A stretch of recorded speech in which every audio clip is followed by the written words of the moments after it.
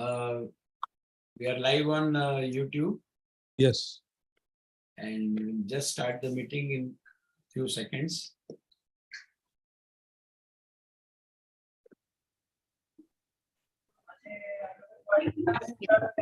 You can go ahead, Atul bhai.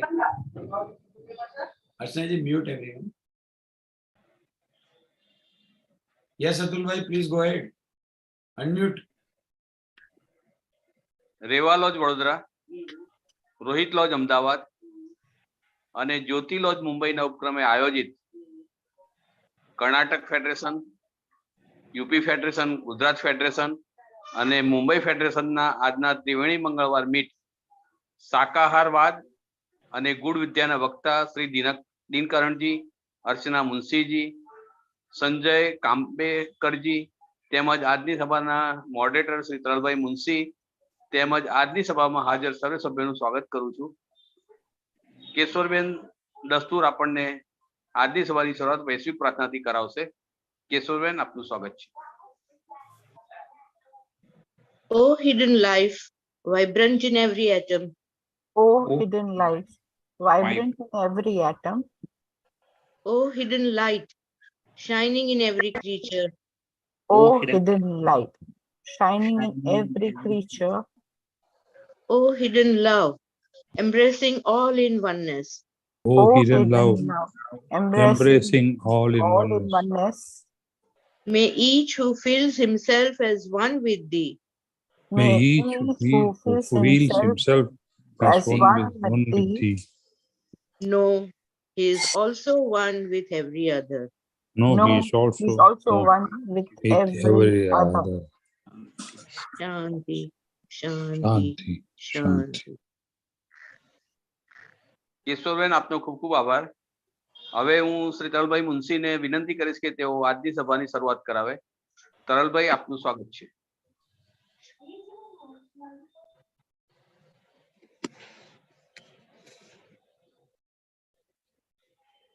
Sir, unmute please. सबका खूब खूब स्वागत है.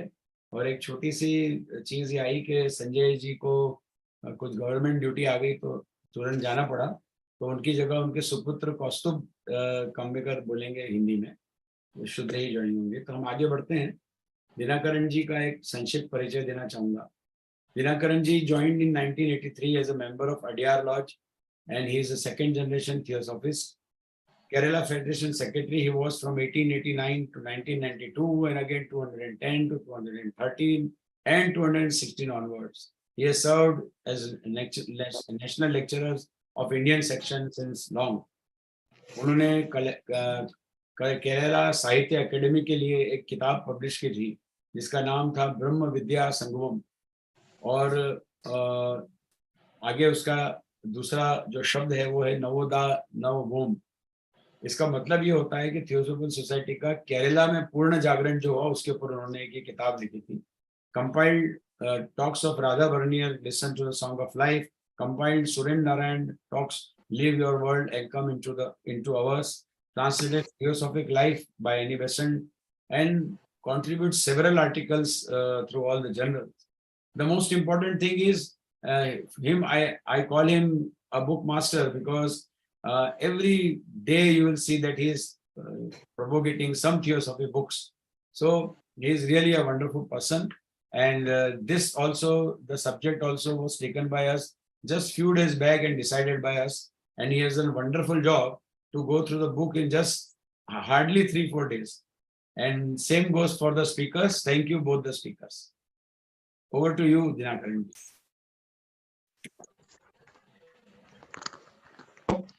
Thank you, Taral Munshiji, for your kind words. I am very happy to participate in this evening program of Triveni Meet, regularly conducted on every Tuesday without fail. Today's topic is very, very important one: vegetarianism and occultism. This book, which we consider now, was written by Leadbeater long ago, when vegetarianism was not popular in many parts of the world.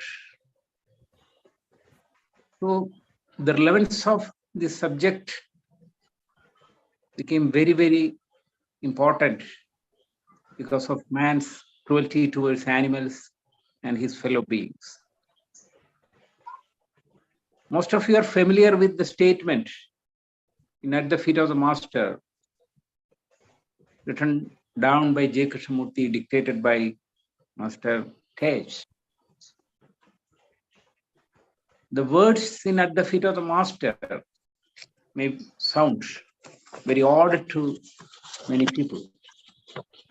You'll read that. Think of the awful slaughter produced by the superstition that animals should be sacrificed, and by the still more man needs for food. Things are taken up.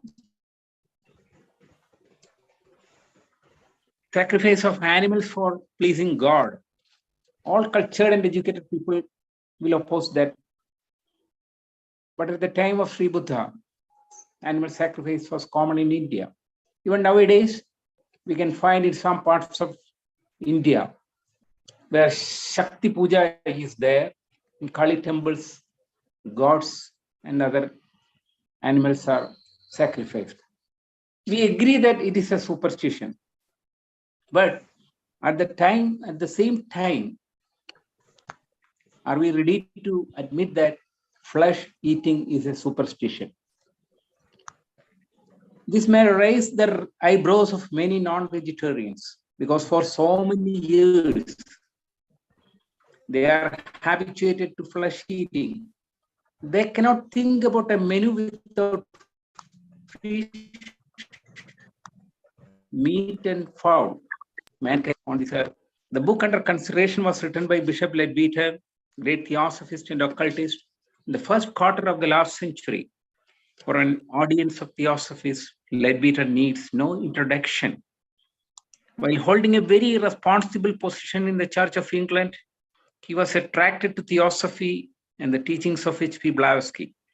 He sacrificed all his power and position in the church and left for India to serve the masters and divine wisdom.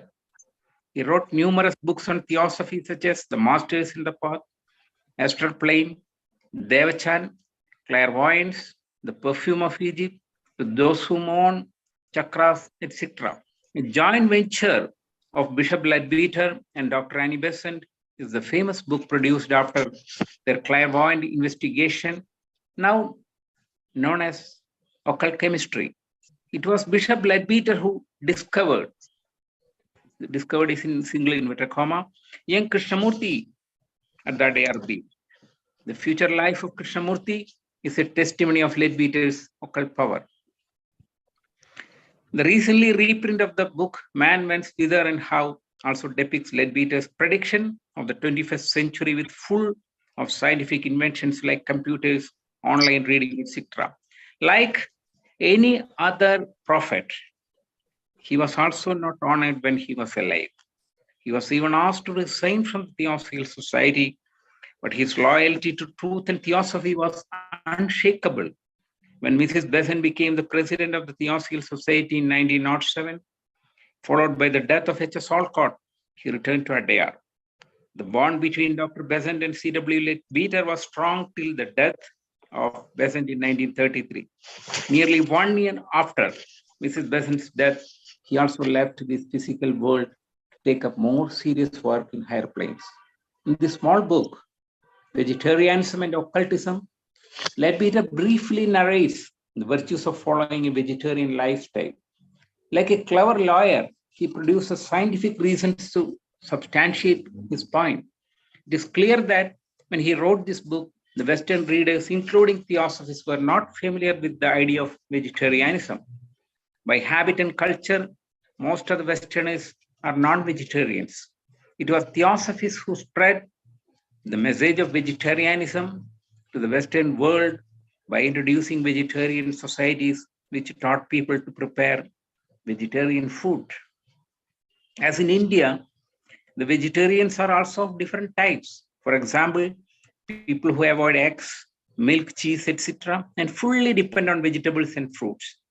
Even some people avoid vegetables grown under the ground, such as potatoes, onions, carrots, etc.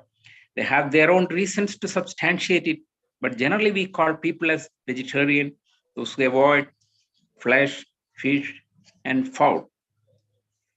Then the question comes, what is occultism? Some ignorant people equate it with black magic or sorcery. Leadbeater says, the word occult is derived from the Latin occultus, hidden, so that it is the study of the hidden laws of nature. All the great laws of nature are in fact working in the invisible world far more than visible. Occultism involves the acceptance of a much wider view of nature than that which is ordinarily taken.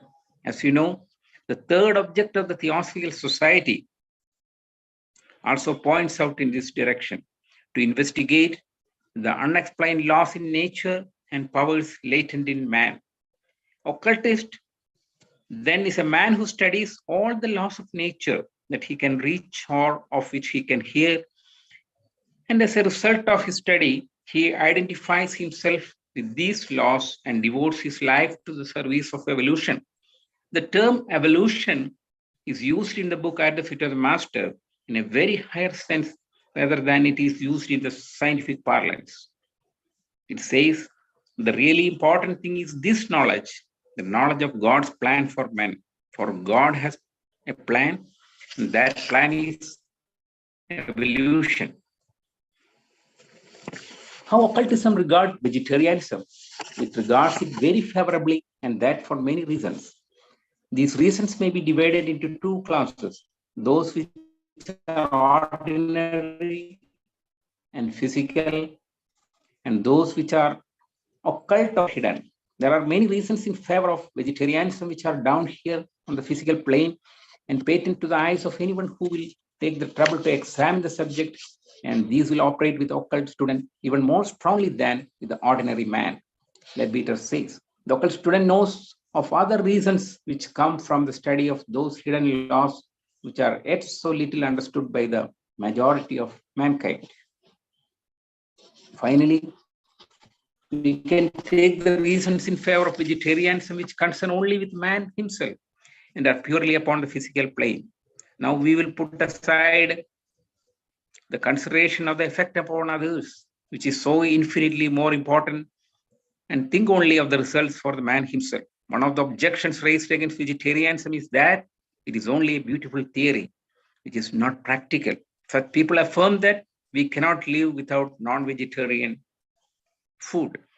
Leadbeater says this objection is irrational and is founded upon ignorance or perversion of facts, and he himself is a witness to the fact that he is a vegetarian for the last 35 years. I am also a strict vegetarian for the last 63 years. Thousands or lakhs of people are living on vegetarian diet and leads a healthy life to the ripe of their age. Mostly selfish considerations will be appealing to the general public, such as health reasons, economy, longevity of life, etc. We want the best. We must cultivate a good habit since our childhood, whether it is in reading, listening to good music or art. Normally, we are advised to take the best of everything, avoiding unhealthy things to our body or mind. We should watch good art forms, paintings, books, lectures, and so on. If this is related to our mental health, we should be cautious about our physical health also. As advised in At the Feet of the Master, this body is a horse upon which we travel. We must feed it with good food and water. We should take care of it with utmost care. In the Holy Bible, it is stated that this body is the temple of the God. We should not bring unholy things into it.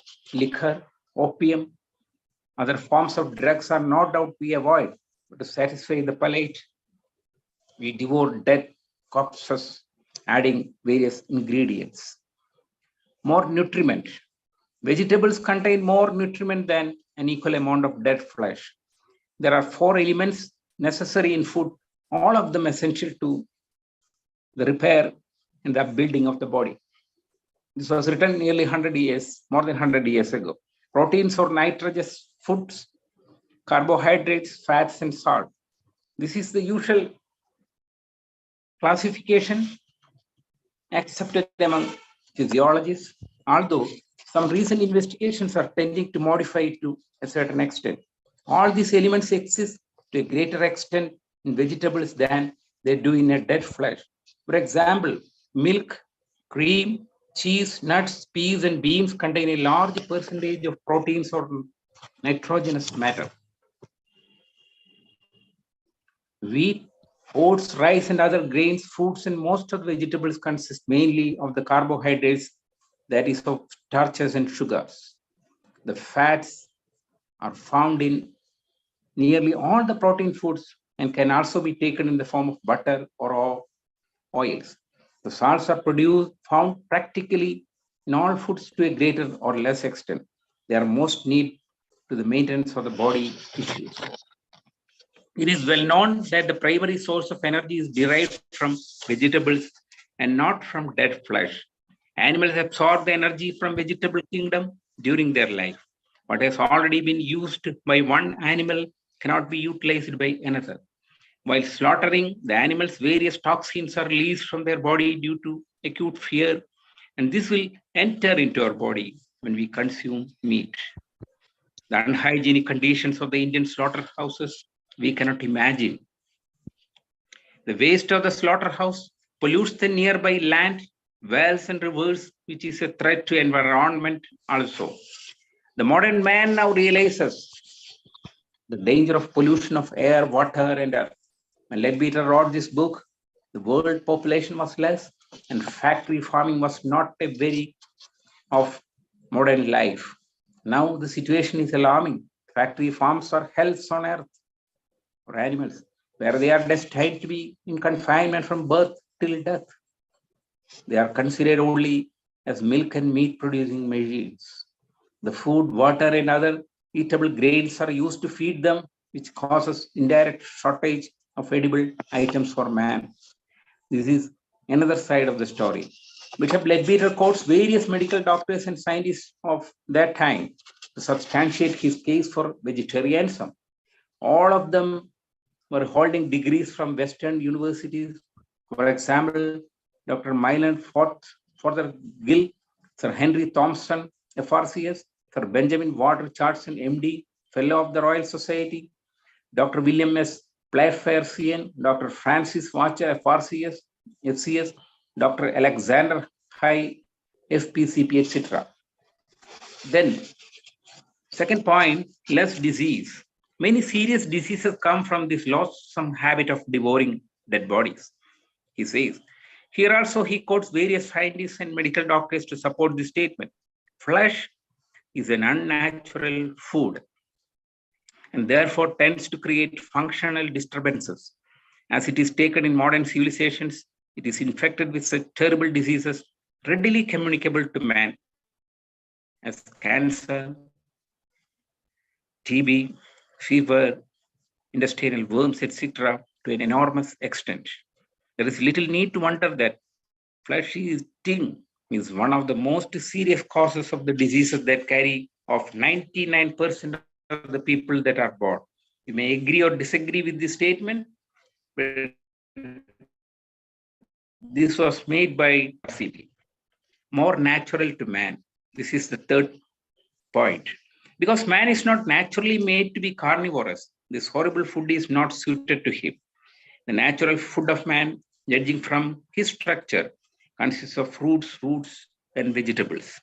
Professor Ray is quoted here by Leadbeater. Certainly, man was never made to be a carnivorous animal. The teeth of man have not the slightest resemblance to those of carnivorous animals.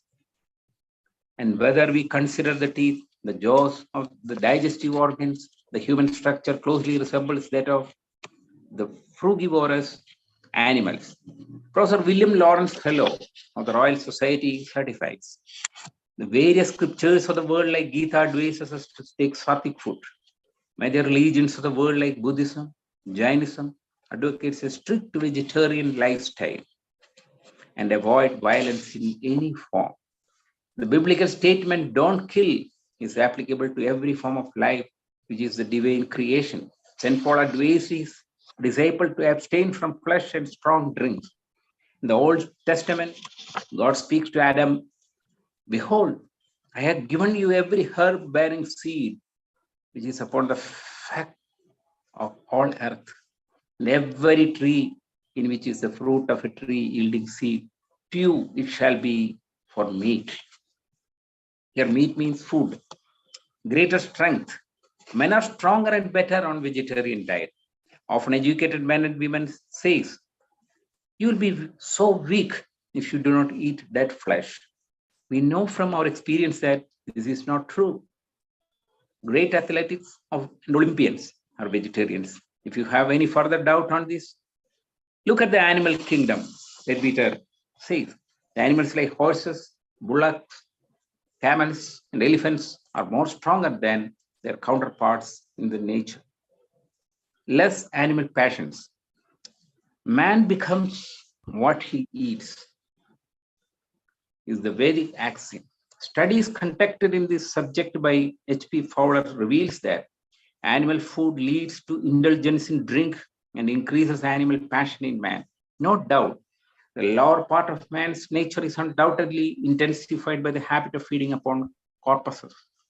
The statement of George Bernard Shaw was that my stomach is not a cemetery to bury dead corpses. The drunkenness and all the poverty, wretchedness, disease and crime associated with it may frequently be traced to areas of feeding. Vegetarian diet is necessary to purity, to chastity, and to the perfect control of the appetites and passions which are so often source of great temptation, says Mr. Bramwell Booth, the chief of the Salvation Army, a Christian movement. Then comes economy. The vegetable diet is in every way cheaper as well as better than flesh. Mr. Booth, previously we quoted Booth, chief of the Salvation Army. A vegetarian diet of wheat, oats, maize, and other grains, lentils, peas, beans, nuts, and similar food is more than 10 times economical as a flesh diet. Meat contains half of its weight in water, which has to be paid for as though it were meat. A vegetable diet, even if we allow cheese, butter, and milk, will cost only about a quarter as much as a mixed diet of flesh and vegetables. Tens of thousands of poor people who have now the greatest difficulty to make ends meet after buying fresh food would, by the substitution of fruit and vegetables and other economical foods, be able to get along in comfort. Another economic side to this question, which must not be ignored. Note how many more men could be supported by a certain number of acres of land which were devoted to the growing of wheat, and by the same amount of land which was laid out in pasture. At a time when water has become a precious commodity, gallons of water is required to produce a pound of meat. In short, if we consider the various aspects of vegetarian lifestyle, it is more eco-friendly, natural, healthier, and moreover, a very highly spiritual way of living, respecting every form of life, whom we fondly call our younger brethren. Sir, 3 minutes remaining. Okay, very good. Right on time. Yes, अर्चना जी, आपका एक छोटा सा परिचय दे दूं, फिर आप गुजराती में करें.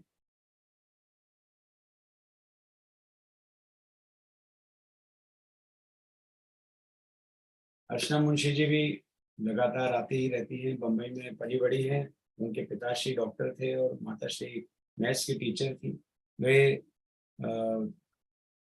बीएससी माइक्रोबायोलॉजी उन्होंने बॉम्बे से किया है, मास्टर्स किया है उन्होंने माइक्रोबायोलॉजी में बड़ौदा से, और सॉफ्टवेयर डेवलपर की तरह एक फाइनेंशियल इंस्टीट्यूशन में कार्य भी किया है. बहुत सारे थिएटर से इन्वॉल्व हुई है, बहुत सारे नाटक किए हैं उन्होंने स्कूल, कॉलेज और प्रोफेशनल लेवल पर, गुजराती, इंग्लिश और हिंदी में. और उन्होंने पूरे India as well as US भी थिएटर के साथ ट्रेवल किया है. FTI पुणे से उन्होंने कोर्स किया है, और उसके साथ ही बहुत सारी डॉक्यूमेंट्रीज और कॉर्पोरेट फिल्म में उन्होंने एज एन असिस्टेंट डायरेक्टर कार्य किया.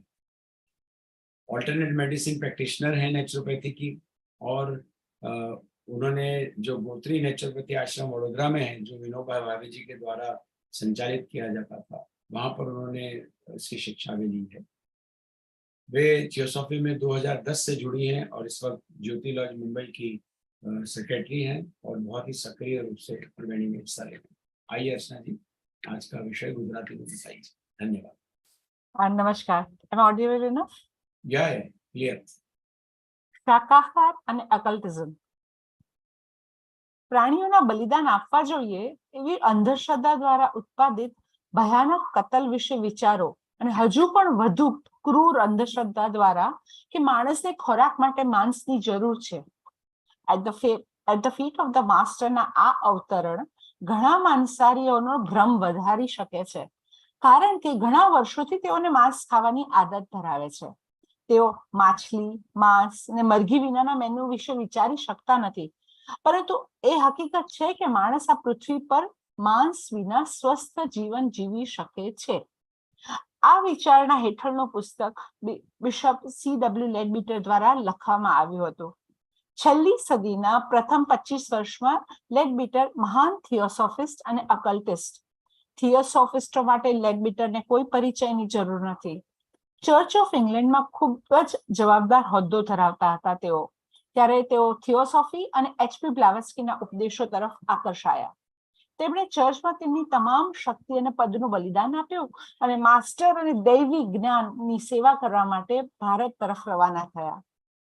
તેમણે થિયોસોફી પર અસંખ્ય પુસ્તકો લખ્યા, જેમ કે masters and path, astral plane, Devachan, clairvoyance, Egypt to perfume, શોક કરનારા લોકો, ચક્ર ને વગેરે વગેરે. બિશપ લેડબીટર અને ડોક્ટર એની બેસન્ટના સંયુક્ત ઉપક્રમે તેમની દાવેદારી તપાસ પછી ઉત્પાદિત પ્રખ્યાત પુસ્તક છે, જે હવે ઓકલ્ટ કેમિસ્ટ્રી તરીકે ઓળખાય છે. ઓકલ્ટ કેમિસ્ટ્રી તરીકે ઓળખાય છે. તે બિશપ લેડબીટર જ હતા અને જેમણે આદ્યાર બીચ પર યુવાન કૃષ્ણમૂર્તિને ગોતી કાઢ્યા હતા. કૃષ્ણમૂર્તિનું ભાવિ જીવન લેડબીટર્સ ની ઓકલ્ટ પાવરની શક્તિને સાક્ષી છે. મેન, વેન્સ, વિધર એન્ડ હાઉ પુસ્તકનું તાજેતરમાં જ પુનઃમુદ્રણ પણ કમ્પ્યુટર, ઓનલાઈન વાંચન વગેરે જેવી વૈજ્ઞાનિક શોધોથી ભરપૂર આવી લેડબીટરની 21મી સદીની આગાહીઓ દર્શાવે છે. તેમણે અન્ય કોઈ પ્રોફેટની જેમ જ તેઓ જીવતા હતા. ત્યારે તેમને પણ સન્માનિત કરવામાં નહોતા આવ્યા. તેમને થિયોસોફિકલ સોસાયટીમાં રાજીનામું આપવા માટે પણ કહેવામાં આવ્યું હતું, પરંતુ સત્ય અને થિયોસોફી પ્રત્યેની તેમની વફાદારી અચળ હતી. જ્યારે શ્રીમતી બેઝન્ટે 1907માં થિયોસોફિકલ સોસાયટીના પ્રમુખ બન્યા અને ત્યારબાદ HS ઓલ્કોટને તે અદ્યાર પાછા ફર્યા. ડોક્ટર બેસન્ટ અને C.W. લેડબીટર વચ્ચેનું બંધન 1933માં બેઝન્ટજીના મૃત્યુ સુધી મજબૂત હતું. લગભગ 1 વર્ષ પછી શ્રીમતી બેઝન્ટના મૃત્યુ પછી તેમણે ઉચ્ચ પ્લેન્સના ઉચ્ચ સ્તરોમાં વધુ ગંભીર કામ કરવા માટે ભૌતિક જગત છોડી દીધું.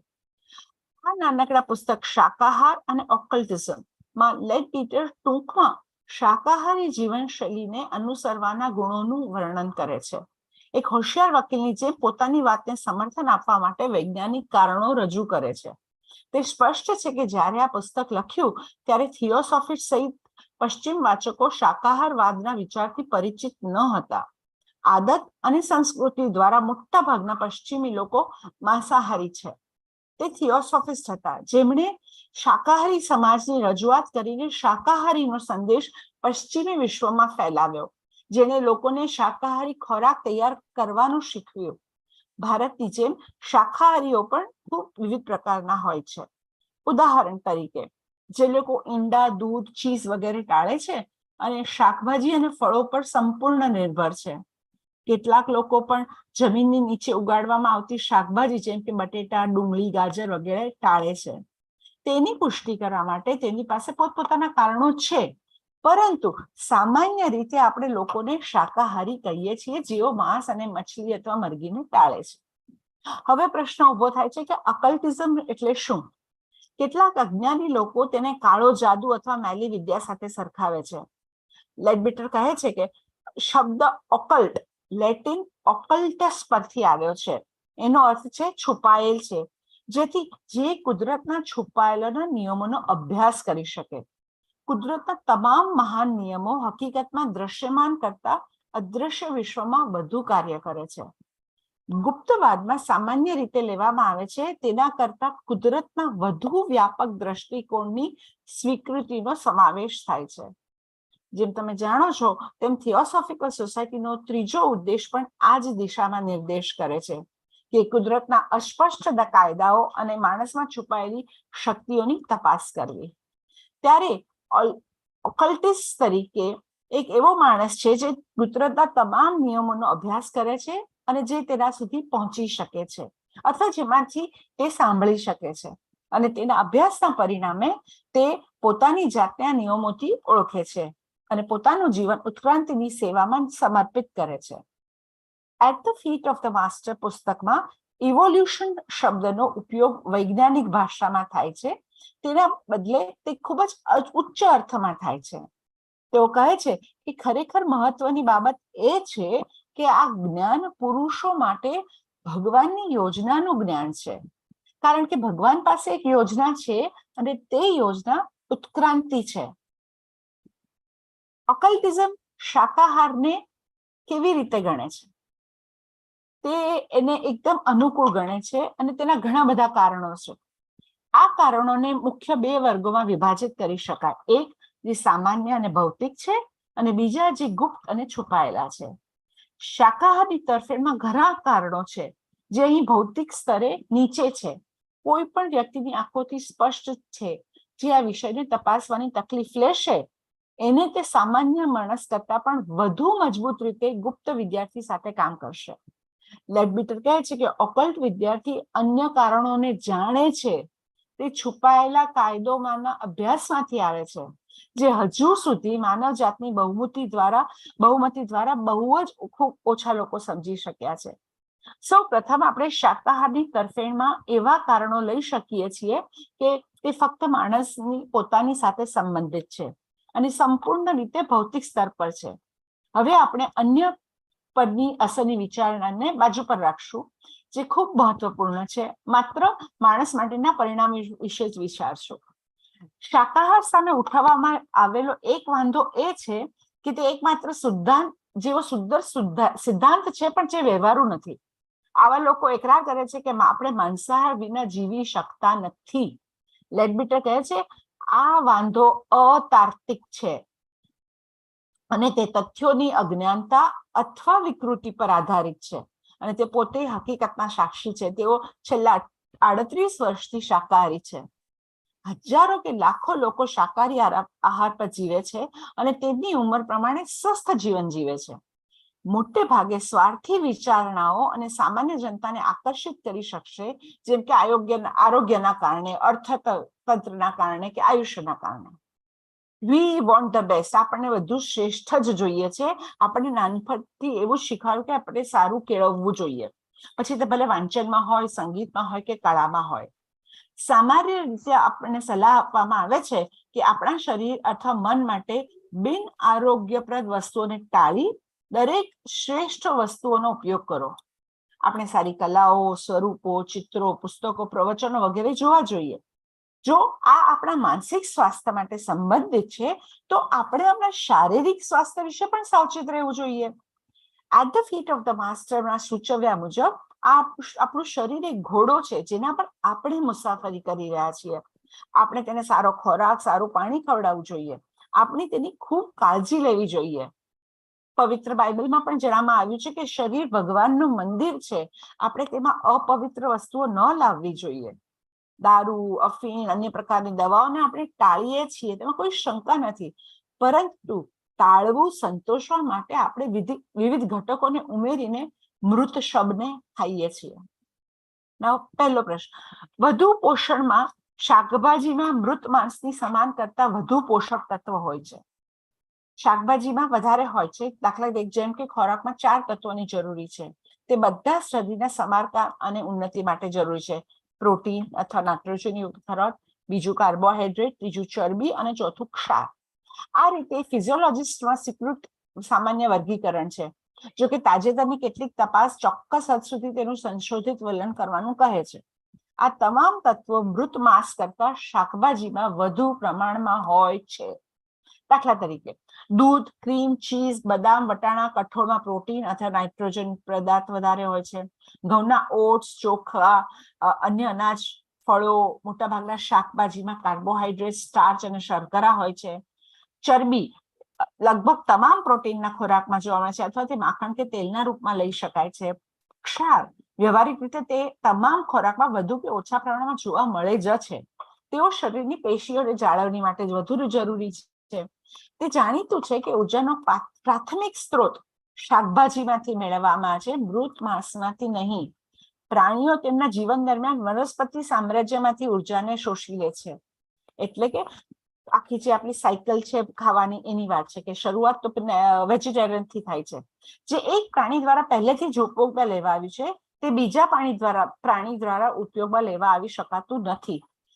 પ્રાણીઓની કતલ કરતી વખતે તીવ્ર એના પર આક્રમણ થાય છે, તેથી તેમના શરીરમાંથી વિવિધ ઝેરી પદાર્થો બહાર આવે છે, એક ડરને કારણે કે કંઈ પણ હોય. અને જ્યારે આપણે તે માંસનું સેવન કરીએ છીએ તે આપણા શરીરમાં પ્રવેશે છે. ભારતીય કતલખાનાની અસ્વચ્છ સ્થિતિની આપણે તો કલ્પના પણ કરી શકતા નથી. કતલખાનાનો કચરો નજીકની જમીન, કુવા, નદીઓને તો પ્રદૂષિત કરે જ છે અને તે પર્યાવરણ માટે પણ ખતરો છે. હવે આધુનિક માણસ પાણી, હવા અને પ્રદૂષણના વિશે ભયને સમજે છે. જ્યારે લેડબિટરે આ પુસ્તકમાં લખ્યું હતું ત્યારે તો વિશ્વની વસ્તી પણ ઓછી હતી અને કારખાનામાં ખેતી કે આધુનિક જીવનનો માર્ગ પણ ન હતો. પણ લેડબિટરે આ પહેલેથી જ ત્યાંની ચિંતાજનક પરિસ્થિતિનું કાઢી લીધું હતું માપ. હવે આ પરિસ્થિતિ ચિંતાજનક તો છે જ. ફેક્ટરી ફાર્મ પ્રાણીઓ માટે પૃથ્વી નરક છે એવું કહે છે, જ્યાં તેઓ જન્મથી મૃત્યુ સુધી કેદમાં જ રહે છે. તેઓ માત્ર દૂધ અને માંસના ઉત્પાદનના મશીન તરીકે જ ગણવામાં આવે છે, જીવ તરીકે નહીં. ખોરાક, પાણી અને અન્ય ખાદ્ય અનાજનો ઉપયોગ તેમને ખવડાવવા માટે કરવામાં આવે છે, જે માણસ માટે ખાદ્ય વસ્તુની પરોક્ષ અછતનું કારણ ગણે છે. આ વાર્તાની બીજી બાજુ છે. બિશપ લેડબિટર શાકાહાર માટે તેમના કેસને સમર્થન આપવા માટે વિવિધ તબીબી ડોક્ટરો અને વૈજ્ઞાનિકોને પણ ટાંકે છે. આ તમામે પશ્ચિમ યુનિવર્સિટીમાં ડિગ્રીઓ મેળવી હતી. દાખલા તરીકે doctor Milner Fothergill, sir Henry Thomson જે FRCS હતા, રોયલ સોસાયટીના MD, સાથે sir Benjamin Ward Richardson, doctor William S. Playfair CN અને ડોક્ટર ફ્રાન્સિસ વાયર જે પણ FRCS અને FCS પણ હતા. 2 minutes remaining, Ashnaji. Sorry, okay, many points. ઓછા રોગો. બીજું પોઈન્ટ છે કે ઓછો મૃતદેહોને ખાઈ જવાની આ ઘૃણાસ્પદ આદતથી ઘણા ગંભીર રોગો આવે છે તે કહે છે. અહીં પણ તેમણે આ નિવેદનને સમર્થન આપવા માટે વિવિધ વૈજ્ઞાનિકો અને તબીબી ડોક્ટરોને ટાંક્યા છે. માંસ એક અકુદરતી ખોરાક છે અને તે કાર્યાત્મક વિક્ષેપ પેદા કરે છે. જેમ કે આધુનિક સંસ્કૃતિમાં લેવામાં આવે તેમ તે કેન્સર, TB, તાવ, આંતરડાનું કૃમિ જેવા ભયંકર રોગો એમાં સંક્રમિત થાય છે. માણસ માટે વધુ કુદરતી શું છે? કારણ કે માણસ કુદરતી રીતે માંસાહારી બનવા માટે આવ્યો નથી. આ ભયાનક ખોરાક એને અનુકૂળ નથી. માણસના કુદરતી ખોરાકમાં તેની રચનાના આધારે ફળ, મૂળ, શાકભાજીનો સમાવેશ છે. પ્રોફેસર રેને લેડબિટર દ્વારા અહીં ટાંક્યું હતું કે ચોક્કસપણે માણસને ક્યારેય માંસાહારી પ્રાણી બનાવવામાં આવ્યો નહોતો. માણસના દાંત એના માટે માંસાહારી પ્રાણીઓ માટે નથી. દાંત, જડબા, પાછું કોઈ પણ લઈએ તો એનું માંસાહારી ખાવા માટે એ નથી બન્યો. રોયલ સોસાયટીના પ્રોફેસર વિલિયમ લોરેન્સ ફેલો પણ પ્રમાણિત કરે છે કે ગીતા જેવા વિશ્વના વિવિધ ગ્રંથો આપણને સાત્વિક આહાર લેવાની સલાહ આપે છે. વિશ્વના મુખ્ય ધર્મો બૌદ્ધ, જૈન ધર્મ કડક શાકાહારી જીવનશૈલીની હિમાયત કરે છે અને કોઈ પણ સ્વરૂપમાં હિંસા ટાળે છે. બાઇબલનું વિધાન મારશો નહીં જીવનના દરેક સ્વરૂપને લાગુ પડે છે. સેન્ટ પોલે તેમના શિષ્યોને માંસ અને મજબૂત પીણાથી દૂર રહેવાની સલાહ આપી હતી. ઓલ્ડ ટેસ્ટામેન્ટમાં ભગવાન એડમ સાથે વાત કરે છે અને કહે છે, જુઓ મેં તને દરેક જડીબુટ્ટી ધરાવતું બીજ આપ્યું છે જે આખી પૃથ્વી પર છે અને દરેક વૃક્ષ જેમાં બીજ આપનાર વૃક્ષનું ફળ છે એ તારા માટે ફૂડ બની રહેશે, ખાવાનું બની રહેશે. સૌથી બીજી અગત્યની વાત છે તાકાત. શાકાહારી આહારમાં પુરુષો વધારે મજબૂત અને સારા હોય છે. માંસને કારણે તમે નબળા પડી જશો, માંસ નહીં ખાવ તો એ એક ખોટી માન્યતા છે. અને એમણે ખૂબ સુંદર ઉદાહરણ આપ્યું છે એનિમલ કિંગડમનું. ઘોડા, બળદ, ઊંટ, હાથી જેવા પ્રકૃતિમાં ખૂબ સક્ષમ પ્રાણીઓ છે. હવે એમનો બીજું 5મો પોઈન્ટ છે કે તમને પ્રાણિક જુસ્સો, પાશ્વિક ગુસ્સો ઓછો થશે. માણસ જે ખાય છે તે બને છે, વૈદિક સિદ્ધાંત છે. HP ફાઉલર આ વિષયમાં કરેલા અભ્યાસથી જણાવે છે કે પ્રાણીઓનો ખોરાક અને પીણા પાશ્વી આનંદ તરફ લઈ જાય છે, અને આ માણસમાં પ્રાણીનો જુસ્સો વધારે છે. નિશંકપણે માણસના સ્વભાવના નીચેના ભાગો લાશોને ખવડાવવાની આદતથી નિશંકપણે તીવ્ર બને છે. જ્યોર્જ બર્નાર્ડ શોનું એક નિવેદન હતું કે મારું પેટ મૃત લાશોને દફનાવવાનું કબ્રસ્તાન નથી. એટલે વનસ્પતિ અને શાકાહારી આહાર અશુદ્ધતા અને પવિત્રતા માટે, ભૂખ અને જુસ્સા પર સંપૂર્ણ નિયંત્રણ માટે ઘણીવાર મોટી લાલચા બને છે. સાલ્વેશન આર્મીના વડા શ્રી બ્રામ્વેલ બ્રુથનું આ કહેવું છે. વનસ્પતિ આહાર દરેક રીતે સસ્તો પણ છે, માંસ કરતા પણ સારો છે. બુથ કહે છે કે ઘઉં ને ઓટ્સ, મકાઈ દાણા વધારે સસ્તા છે. માંસ લાસ્ટ પોઈન્ટ, માંસમાં પાણી વધારે છે, તો તમે માંસનો ભાવમાં તમે પાણી લો છો, પણ તમને આ જ વસ્તુ પનીર, માખણ, દૂધમાંથી મળી શકશે. એટલે આ તમારે એની આર્થિક બાજુને અવગણવી ન જોઈએ. અને સૌથી ઇમ્પોર્ટન્ટ વાત કે માંસ માટે ખૂબ જ પૈસા જે જમીનો ઉગાડવા માટે વાપરવામાં છે, એમાં જો તમે ઘઉં ઉગાડો તો તમને એ વધારે ઇકોનોમિકલ પડે, તમને વધારે સારું પડે. અને બીજું કે જ્યારે પાણી આટલું મોંઘું થયું છે તો માંસના માટે ખૂબ પાણીની જરૂર પડે છે. તો એ રીતે પણ તમે પ્રાણીઓનો આહાર મૂકીને શાકાહાર તરફ વળો તો એ વધારે સારું છે. અને એમનું સુંદર છેલ્લું વાક્ય છે કે જીવન જીવવાની અત્યંત આધ્યાત્મિક રીત છે, જેને આપણે પ્રેમથી આપણા નાના ભાઈઓ કહીએ છીએ, એના સ્વરૂપને માન આપીએ. Thank you. Sorry for little extra time. No, it's fine. I understand it's slightly, first part is long. So Kaustubh, you can also take your time. No problem. Okay. कौस्तुभ भाई का एक परिचय दूंगा. सबसे बड़ा परिचय ये है कि इनके पिताश्री बोलने वाले थे, लेकिन कुछ काम आ गया और ये बोल रहे हैं, तो बहुत ही अल्प समय में तैयारी की है. Thank you Kaustubh. Kaustubh is an economic graduate. He is living, of course, in Mumbai. He is Jyoti Lodge member, as well as he is also second generation theosophist. He is working with a private bank as an associate program manager, or he is also a global shaper in a way, which is a youth initiative in World Economic Forum. And he does many social activities through that. So welcome, Kaustubh. Go ahead with your Hindi version. Thank you. Thank you. Can you hear me? Yes, loud and clear. चलिए ठीक है. I'll start then. Yeah. शाकाहारवाद और occultism. जानवरों की बलि देने के अंधविश्वास से उत्पन्न भयानक वध के बारे में सोचे, और इससे भी अधिक क्रूर अंधविश्वास के बारे में यह सोचे कि मनुष्य को भोजन के लिए मांस की आवश्यकता होती है. At the feet of the master का यह उदाहरण कई मांसाहारियों की भौहें चढ़ा सकता है, क्योंकि इतने सालों में उन्हें मांस खाने की आदत है. वे मछली, मांस और मुर्गी के बिना किसी मेन्यू के बारे में सोच भी नहीं सकते. लेकिन यह सत्य है कि मनुष्य इस धरती पर बिना मांस के भी स्वस्थ जीवन जी सकता है. विचाराधीन पुस्तक बिशप C.W. द्वारा लिखी गई थी. पिछली सदी की पहली तिमाही में लीड बीटर महान थियोसॉफिस्ट और ऑकल्टिस्ट थे. थियोसॉफिस्टों के दर्शकों के लिए लीड बीटर के किसी परिचय की आवश्यकता नहीं है. इंग्लैंड के चर्च में एक बहुत ही जिम्मेदार पद पर रहते हुए वे थियोसॉफी और HPB की शिक्षाओं के प्रति आकर्षित थे.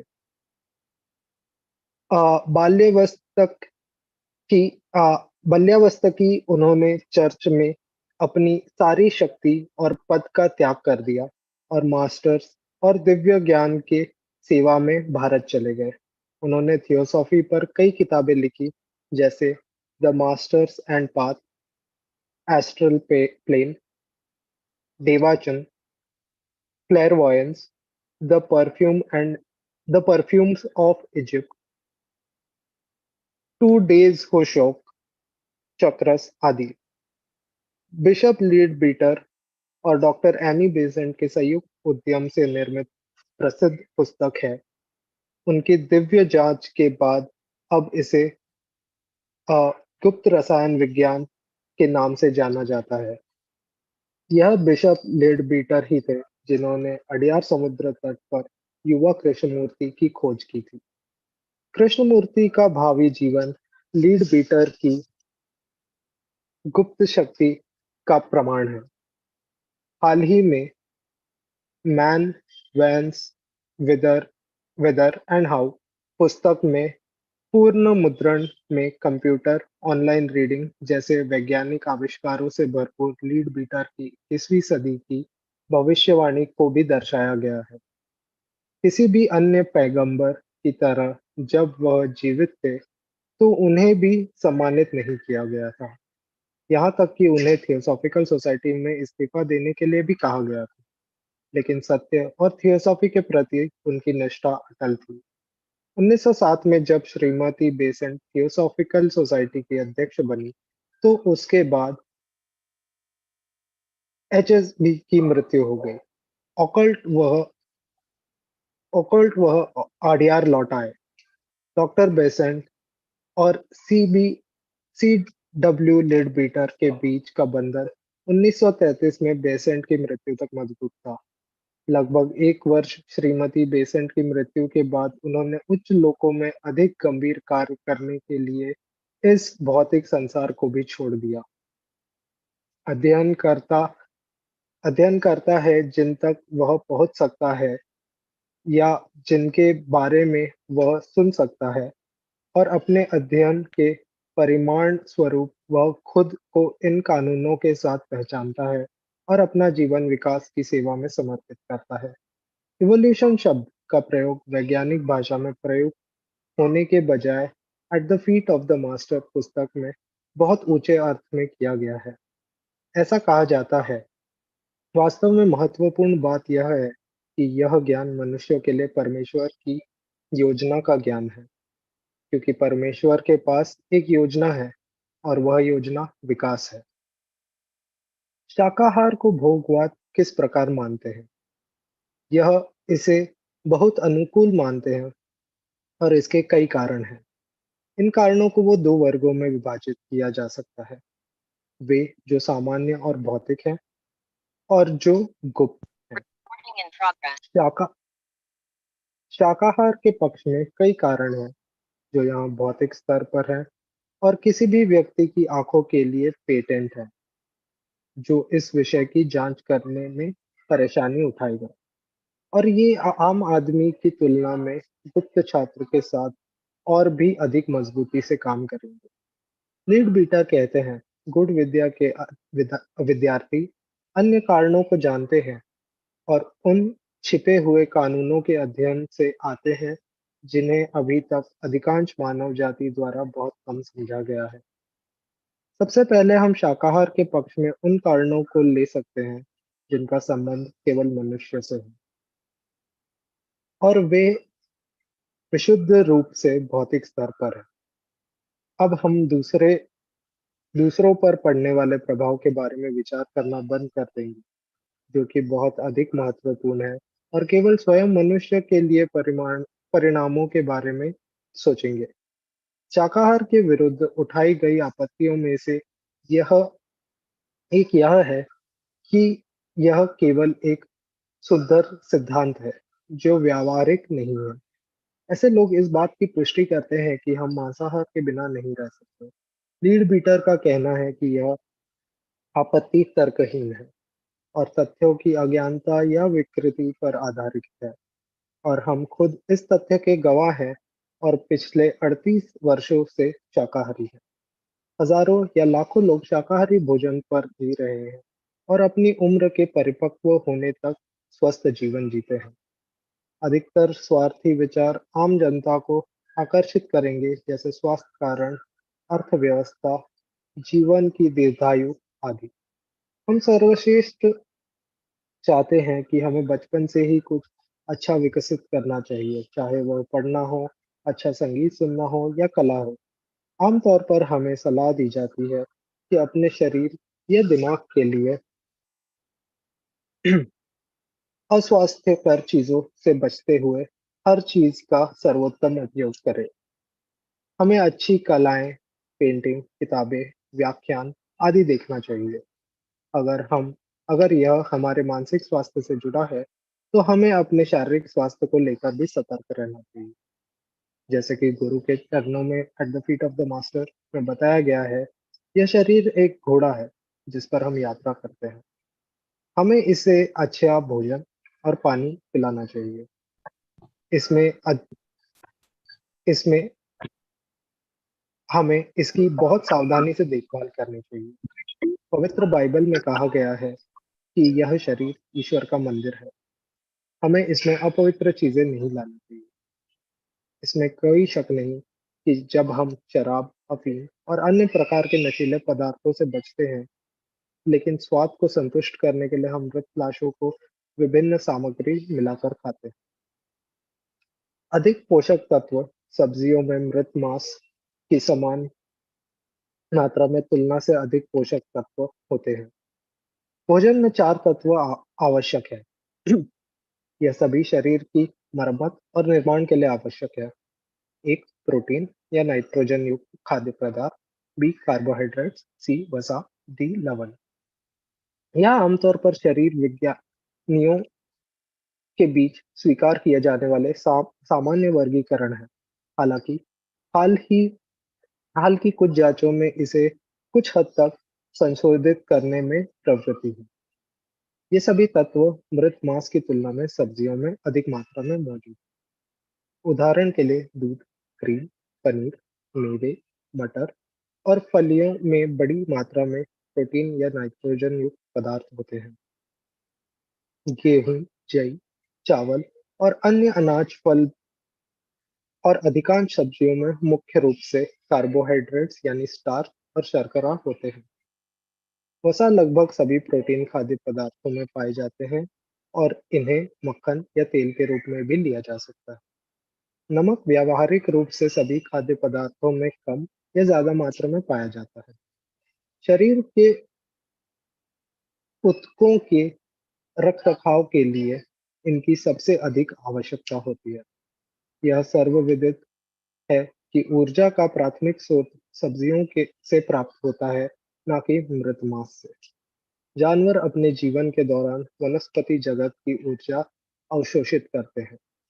जो चीज एक जानवर द्वारा पहले ही उपयोग की जा चुकी है, उसे दूसरे द्वारा उपयोग नहीं किया जा सकता। जानवरों का वध करते समय तीव्र क्रिया के कारण उनके शरीर के विभिन्न विषाक्त पदार्थ निकलते हैं, और जब हम मांस खाते हैं तो यह हमारे शरीर में प्रवेश कर जाते हैं। भारतीय बूचड़ खानों की अस्वच्छ स्थिति की हम कल्पना भी नहीं कर सकते।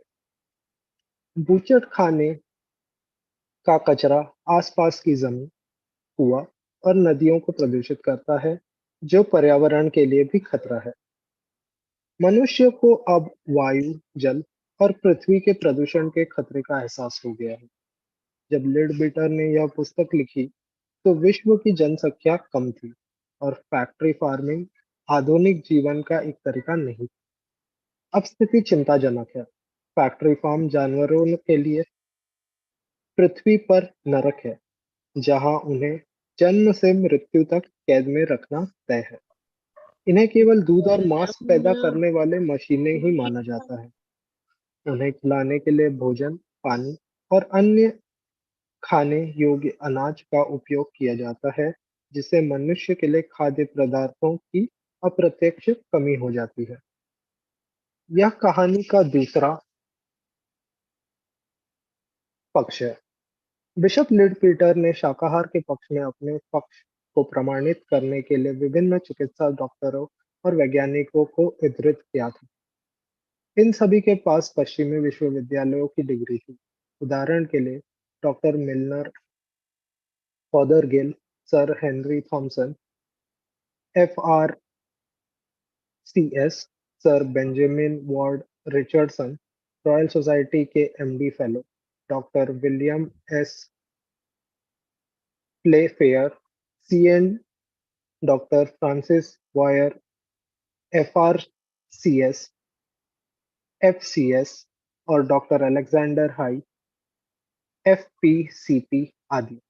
पुराने नियम में भगवान आदम आदम से कहते हैं, देख, मैंने सारी पृथ्वी पर जितने बीज वाले फल होते हैं वे सब तुझे दिए हैं, और जितने वृक्षों के में बीज वाले फल लगते हैं वे सब तेरे भोजन के लिए दिए हैं।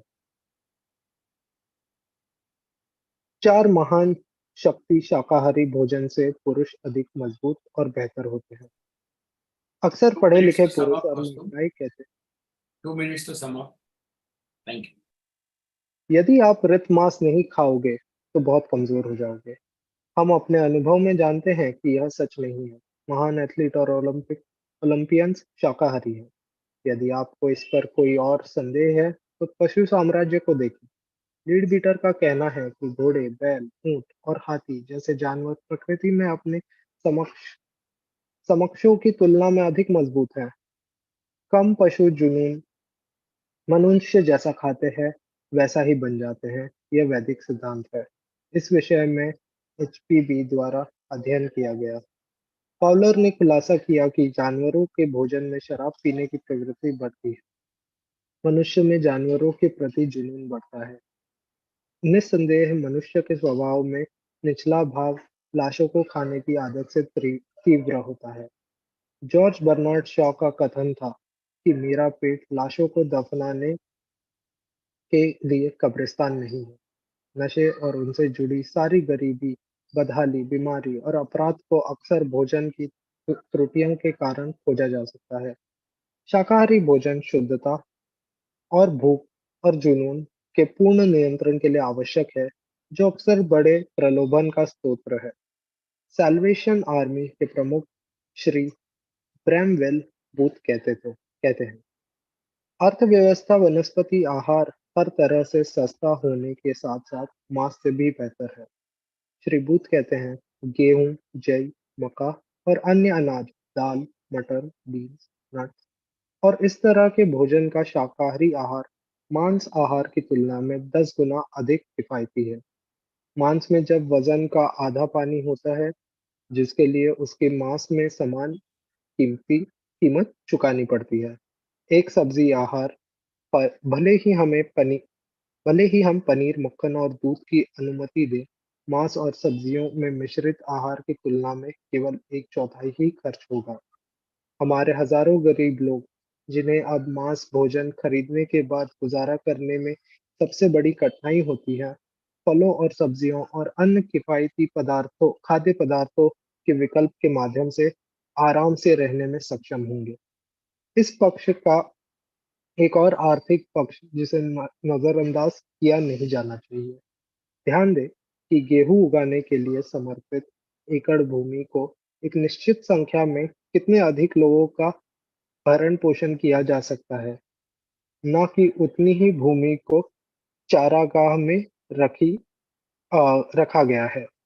ऐसे समय में जब पानी एक बहुमूल्य वस्तु बन गया है, 1 पाउंड मांस पैदा करने के लिए गैलन पानी की आवश्यकता होती है। संक्षेप में, यदि हम शाकाहारी जीवन शैली के विभिन्न पहलुओं पर विचार करें, तो यह जीवन के हर रूप को सम्मान करते हुए अधिक पर्यावरण अनुकूल, प्राकृतिक, स्वस्थ और उच्च आध्यात्मिक जीवन शैली है, जिसे हम प्यार से छोटे भाई कहते हैं। Thank you, sir. Dinakaran ji, please go ahead with your part 2. Thank you, brother KAUSTUBH KAMBEKAR, for your nice translation in Hindi. I wish it may reach to more people by publishing it in the Hindi version of the Indian Theosophies, which will be useful to many people. Thank you, brother KAUSTUBH. Good idea. Thank you, sir. Good idea. In the first part of this talk, we dealt with what we have called the physical and selfish consideration should make a man give up the eating of this dead flesh and turn him, even though only for his own sake, to the purer diet. Now we are going to consider the moral and unselfish considerations connected with our duty towards others. The first thing is the unnecessary murdering of these animals. In larger cities like Chicago and others around the world, this ghastly, ceaseless business goes on. The destruction of life in any form is a crime. We have no authority to do so, especially when it becomes a selfish activity. It is more deplorable. Not only the people who involved in this heinous work are to be blamed, but those who encourage it by consuming the flesh slaughtered by them. We cannot abstain from the responsibility of this crime by simply stating that we are not killing any animal, but only consume it for our survival. Here, survival should be in single inverted commas. The universal law of qui facit per allum facit per se, which means whatsoever a man does through another, he does himself. In India, we can see that these poor animals like bullocks and cows are transported in lorries and vans to other states where slaughter of cows are not banned, especially in Kerala. Their last journey to the slaughterhouse is very horrible. Lorries are filled with more than their capacity. They are not even able to move an inch, day and night traveling without food or drink. A really pitiable sight, violating all animal rights, laws of SPCA, Society for Prevention of Cruelty to Animals. Though laws are there, nobody cares to enforce it. In Kerala, you can see in every nook and corner unauthorized slaughterhouses where the carcasses of animals are exhibited, especially during the festival seasons like Christmas and other festivals. Small children are employed in these slaughterhouses where they are taught how to kill a huge animal like bullock or cow instead of learning the 3 R's in schools. When these children grew up, they considered that violence is the order of the day. Normally, one cannot kill an animal and eat it. J. Krishnamurti was once asked a group of students who were mostly non-vegetarians, "Will you eat a rabbit which you killed?" All of them said no. What are the occult reasons? Under this heading, also, we shall have 2 sets of reasons, those which refer to ourselves and our development, and those which refer to the great scheme of evolution and our duty towards it, so that once more we can classify them as selfish and unselfish, although at a much higher level than before. Let me just say, there are some students hovering around the fringes of occultism who are not prepared to follow its dictates to the uttermost, and therefore do not accept the teaching when it interferes with their personal habits and desires. Few of such have tried to maintain that the question of food can make little difference from the occult standpoint. But the unanimous verdict of all the great schools of occultism, both ancient and modern, has been definite on this point. They have asserted that for all true progress, purity is necessary, even on the physical plane and in matters of diet, as well as in far higher matters.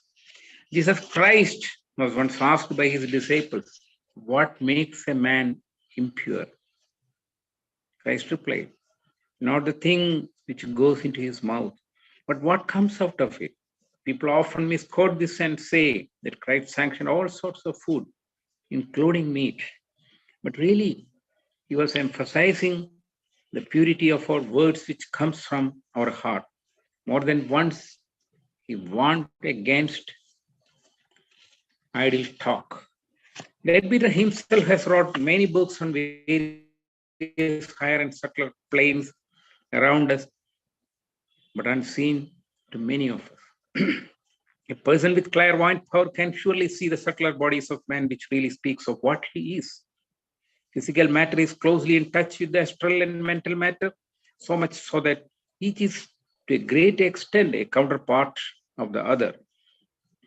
As the astral body is the vehicle of all the emotions, passions, and sensations, it follows that man whose astral body is of the grosser type will be chiefly amenable to the grosser varieties of passion and emotion, whereas the man who has a finer astral body will find that its particles most readily vibrate in response to the higher and more refined emotions and aspirations. Man, therefore, who builds gross and undesirable matter into his physical body is thereby drawing into his astral body matter of a coarse and unpleasant type of as its counterpart. Overindulgence of dead flesh to produce a coarse, gross appearance in man. It means that those parts of the man which are invisible to ordinary sight, the astral and mental bodies are not in good condition either. In short, man who is building himself a gross and impure physical body, building for himself, at the same time coarse and unseen, unclean astral and mental bodies as well. That is visible at once to the eyes of the developed clairvoyant. The man who learns to see these higher vehicles sees at once the effects of the higher bodies produced by impurity in the lower. He can see clearly the difference between the man who feeds his physical vehicle with pure food and the man who puts into this loathsome, decaying flesh impure vehicles. It's clear that man's duty with regard to himself is to develop all his different vehicles as far as possible in order to make them finished instruments for the use of the soul. Our vehicle should be a perfect channel for the higher forces to flow through it. The soul itself shall learn thoroughly to control the lower bodies, so that there shall be in them no thought or feeling except those which the soul allows. All these vehicles, therefore, should be in the higher possible condition of efficiency. All should be pure and clean and free from taint. And it is obvious that this can never be so, as the man absorbs in the physical encasement such undesirable constituents. Even our physical body cannot be useful unless it is fed properly with pure and best food. Anyone who adopts a vegetarian diet will speedily begin to notice that his sense of taste or of smell is far keener than it was when he fed upon flesh, and that he is now able to discern a delicate difference of flavor in foods which before he had thought of as tasteless, such as rice and wheat. The same thing is true to still greater extent with regard to the higher bodies. Their senses also cannot be clear if impure and coarse matter is drawn into them. Anything of this nature clogs and dulls them, so that it becomes more difficult for the soul to use them. This is a fact which has always been recognized by the student of occultism. No doubt, purity of heart is really important, but we should have purity of the bodies also. Although it is true that a pure heart will do more for us than a pure body, yet the latter can certainly do a great deal. We are none of us so far advanced along the road towards spirituality that we can afford to neglect the great advantage that it gives us. Flesh food undoubtedly makes the physical body a worse instrument and puts difficulties in the way of the soul by intensifying all the undesirable elements and passions belonging to these lower planes. Man's duty towards nature. The unselfish side of the subject is man's duty towards nature.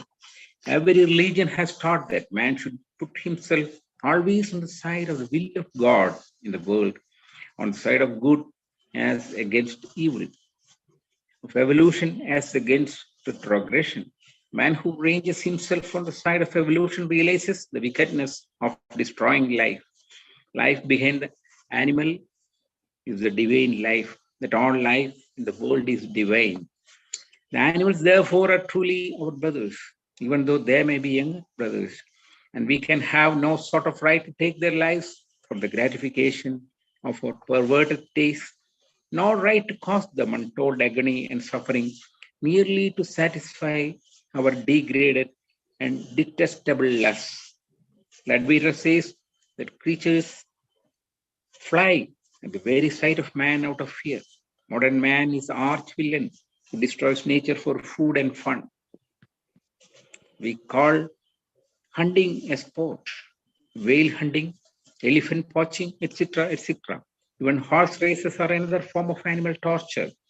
Ill-treating of animals in circuses, tourist places are to be prohibited. Festivals like Jallikattu in villages of Tamil Nadu cannot be justified as part of a culture. Our saints like Sri Narayana Guru, Tiruvalluvar, Vallala and St. Francis of Assisi taught us the value of compassion by their life. St. Francis of Assisi called wolf as brother wolf. Wherever he go in the forest, birds and other animals accompanied him with great affection. It is said that Sri Narayana Guru, a saint of Kerala, lived in a cave along with a tiger and python. Leadbeater tells the story of Dr. Besant. She was traveling in a ship, and when the ship was nearing Chicago, she asked, "Where are we? And what is the reason that there should be this terrible feeling in the air?" Awful aura of the slaughterhouses in Chicago was unbearable to a clairvoyant like Annie Besant. The pall of depression was so dense, but for a person who has not developed his inner workers may not be able to feel this, though they are silently affected by it. Ghastly, unseen results. The feeling of nervousness and profound depression, which are common there, are largely due to that awful influence which spreads on the city like a plague cloud. Every day, thousands of innocent animals are killed for man's appetite. The reincarnation entity of each of these animals are forcefully hindered from evolution. It is pitiable that children employed in these slaughterhouses have no other sports other than killing, killing, and killing. Children around awful places are also indirectly affected by the aura of these slaughterhouses. The better time to come. Leadbeater concludes this small book with an optimistic note. Often people ask the question, what can we do to improve matters? We are only tiny units in this mighty seething mass of humanity. Leadbeater answers it. It is only by units rising above the rest and becoming more civilized that we shall finally arrive at a higher civilization of the race as a whole. There's a golden age to come, not only for man, but for the lower kingdoms. A time when humanity will realize its duty to its younger brothers, not to destroy them, but to help them and train them, so that they may receive from them not terror or hatred, but love and devotion and friendship and reasonable cooperation. The time will come when all the forces of nature shall be intelligently working towards the final end, not with constant suspicion and hostility, but with universal recognition of that brotherhood which is ours because we are all children of the same Almighty Father.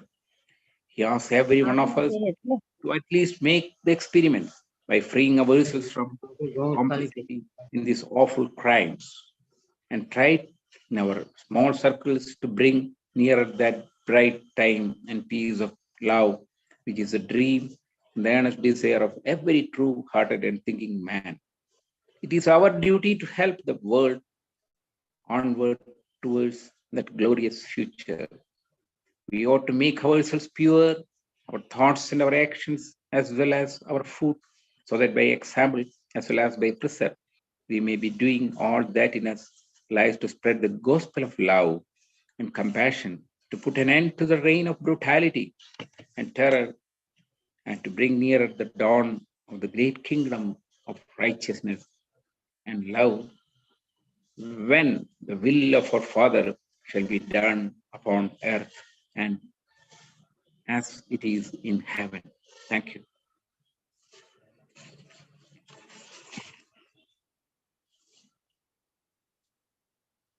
Thank you so much, Dinakaran ji. And Archana ji, you can just go ahead with your Gujarati version. Thank you sir. વાર્તાલાપના પહેલા ભાગમાં આપણે જેને આપણે શારીરિક અને સ્વાર્થી વિચારણા તરીકે ઓળખીએ છીએ એ વાત કરી છે કે માણસે આ મૃત માંસ ખાવાનું છોડી દેવું જોઈએ અને તેને માત્ર પોતાના ખાતર શુદ્ધ આહાર તરફ વળવું જોઈએ. હવે આપણે અન્યો પ્રત્યેની આપણી ફરજ સાથે જોડાય એક નૈતિક અને નિસ્વાર્થ વિચારણાઓ પર વિચાર કરશું. પ્રથમ વસ્તુ, આ પ્રાણીઓની બિનજરૂરી હત્યા છે. શિકાગો અને વિશ્વભરના અન્ય મોટા શહેરોમાં આ ભયંકર અવિરત ધંધો ચાલે છે. જીવનનો કોઈ પણ સ્વરૂપમાં વિનાશ એ ગુનો છે. અમારી પાસે આવું કરવાનો કોઈ અધિકાર નથી. ખાસ કરીને જ્યારે કે તે સ્વાર્થી પ્રવૃત્તિ બની જાય ત્યારે તે વધુ દુઃખદ છે. આ ઘૃણાસ્પદ કામમાં સામેલ લોકો જ દોષિત નથી, પરંતુ જેઓ તેમના દ્વારા કાપવામાં આવેલ માંસનું સેવન કરીને તેને પ્રોત્સાહિત કરે છે તે પણ ગુનેગાર છે. અમે ફક્ત એટલું કહીને આ ગુનાની જવાબદારીથી દૂર રહી નથી શકતા કે અમે કોઈ પ્રાણીને મારી નથી રહ્યા, પરંતુ ફક્ત અમારા અસ્તિત્વ માટે તેનું સેવન કરીએ છીએ. સાર્વત્રિક કાયદો છે કે ક્વી ફેસિટ પર એલમ ફેસિટ પર સે, જેનો અર્થ એ છે કે માણસ જે પણ કરે છે તે પોતે કરે છે. ભારતમાં આપણે જોઈએ છીએ કે બળદ અને ગાય જેવા આ ગરીબ પ્રાણીઓને લારીઓ અને વાનના અન્ય રાજ્યોમાં લઈ જવામાં આવે છે, જ્યાં ગાયોની કતલ પર પ્રતિબંધ છે. કતલખાના સુધી તેમની છેલ્લી યાત્રા ખૂબ જ ભયાનક હોય છે. લારીઓ તેમની ક્ષમતા કરતા વધુ ભરેલી હોય છે, તો 1 ઇંચથી પણ વધુ સક્ષમ નથી ફરી શકતા. દિવસ રાત ખાધા પીધા વિના મુસાફરી કરી શકતા નથી, જે ખરેખર દયનીય દ્રશ્ય છે અને જે SPCA નામના તમામ પ્રાણી અધિકાર કાયદાઓનું ઉલ્લંઘન કરે છે. કાયદાઓ હોવા છતાં તેનો અમલ કરવાની કોઈને પડી નથી. કેરળમાં તમે દરેક ખૂણે ને ખૂણે અનધિકૃત કતલખાનાઓ જોઈ શકો છો, જ્યાં પ્રાણીઓના શબ પ્રદર્શિત કરવામાં આવે છે, ખાસ કરીને નાતાલ અને અન્ય તહેવારો જેવા તહેવારોની સિઝન દરમિયાન. આ કતલખાનાઓમાં નાના બાળકોને રોજગારી આપવામાં આવે છે, જ્યાં તેમને શાળાઓમાંથી 3R શીખવાને બદલે બળદ કે ગાય જેવા વિશાળ પ્રાણીને કેવી રીતે મારવું તે શીખવાડવામાં આવે છે. જ્યારે આ બાળકો મોટા થાય છે ત્યારે તેઓ માને છે કે હિંસા એ દિવસનો ક્રમ છે. સામાન્ય રીતે કોઈ પ્રાણીને મારીને ખાઈ શકતું નથી. જે કૃષ્ણમૂર્તિએ એકવાર પૂછ્યું હતું વિદ્યાર્થીઓના એક જૂથને કે જેઓ મોટે ભાગે માંસાહારી હતા, શું તમે સસલું ખાશો જેને તમે જ મારી નાખ્યું છે? બધા જ વિદ્યાર્થીઓએ ના પાડી. હવે આપણે થોડા ગુપ્ત કારણો જાણીએ. ગુપ્ત કારણો આ શીર્ષક હેઠળ પણ આપણી પાસે કારણોના 2 સેટ હશે, જે આપણી જાતને અને આપણા વિકાસના સંદર્ભ આપે છે, અને જે ઉત્ક્રાંતિની મહાન યોજના અને તેના પ્રત્યેની આપણી ફરજનો સંદર્ભ આપે છે, જેથી વધુ એક વખત આપણે તેમને સ્વાર્થી અને નિસ્વાર્થ તરીકે વર્ગીકૃત કરી શકીએ. જોકે પહેલા કરતા ઘણા ઊંચા સ્તરે આ વર્ગીકરણ થઈ શકે.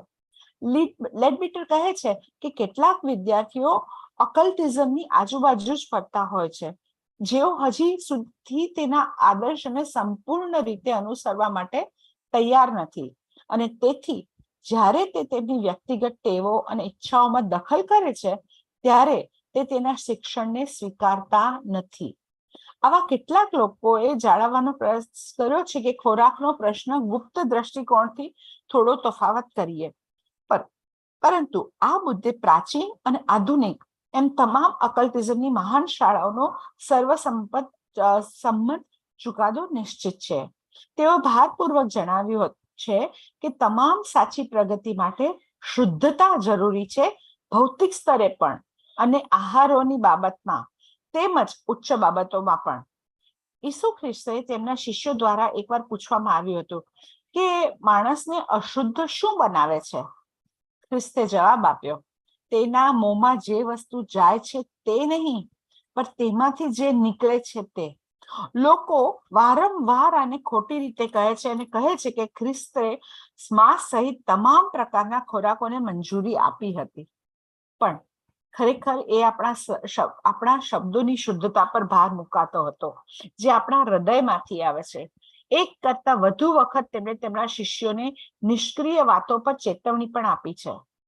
આસપાસના વિવિધ ઉચ્ચ અને સૂક્ષ્મ વિમાન સ્તરો પર એમણે ઘણા પુસ્તકો લખ્યા છે, પરંતુ આપણામાંના ઘણાને માટે આ અદ્રશ્ય છે. દાવેદારી શક્તિ ધરાવતી વ્યક્તિ ચોક્કસપણે પુરુષોના સૂક્ષ્મ શરીરને જોઈ શકે છે, જે ખરેખર તે શું છે તેની વાત કરે છે. ભૌતિક દ્રવ્ય અને અપાર્થિવ અને માનસિક દ્રવ્ય સાથે કેટલા નજીકથી સંપર્કમાં છે કે દરેક મોટા પ્રમાણમાં બીજાના સમકક્ષ છે. જેમ કે અપાર્થિવ શરીરમાં એ બધી લાગણીઓ, જુસ્સો અને સંવેદનાનું વાન છે, તે અનુસરે છે કે જે માણસનું અપાર્થિવ શરીર સ્થૂળ પ્રકારનું છે તે ઉત્કટ અને લાગણીની સ્થૂળ જાતો માટે મુખ્ય રીતે યોગ્ય રહેશે. આપણે જોશું કે તેના કણો જે છે તે વધુ અને શુદ્ધ લાગણીઓ અને આકાંક્ષાના પ્રતિભાવમાં સૌથી સહેલાઈથી વાઇબ્રેટ થાય છે.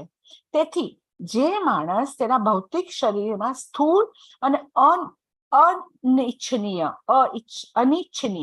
પદાર્થ બનાવે છે, તે તેના સમકક્ષ તરીકે તેના બરછટ અને અપ્રિય પ્રકારના અપાર્થિવ શરીરના પદાર્થને દોરે છે.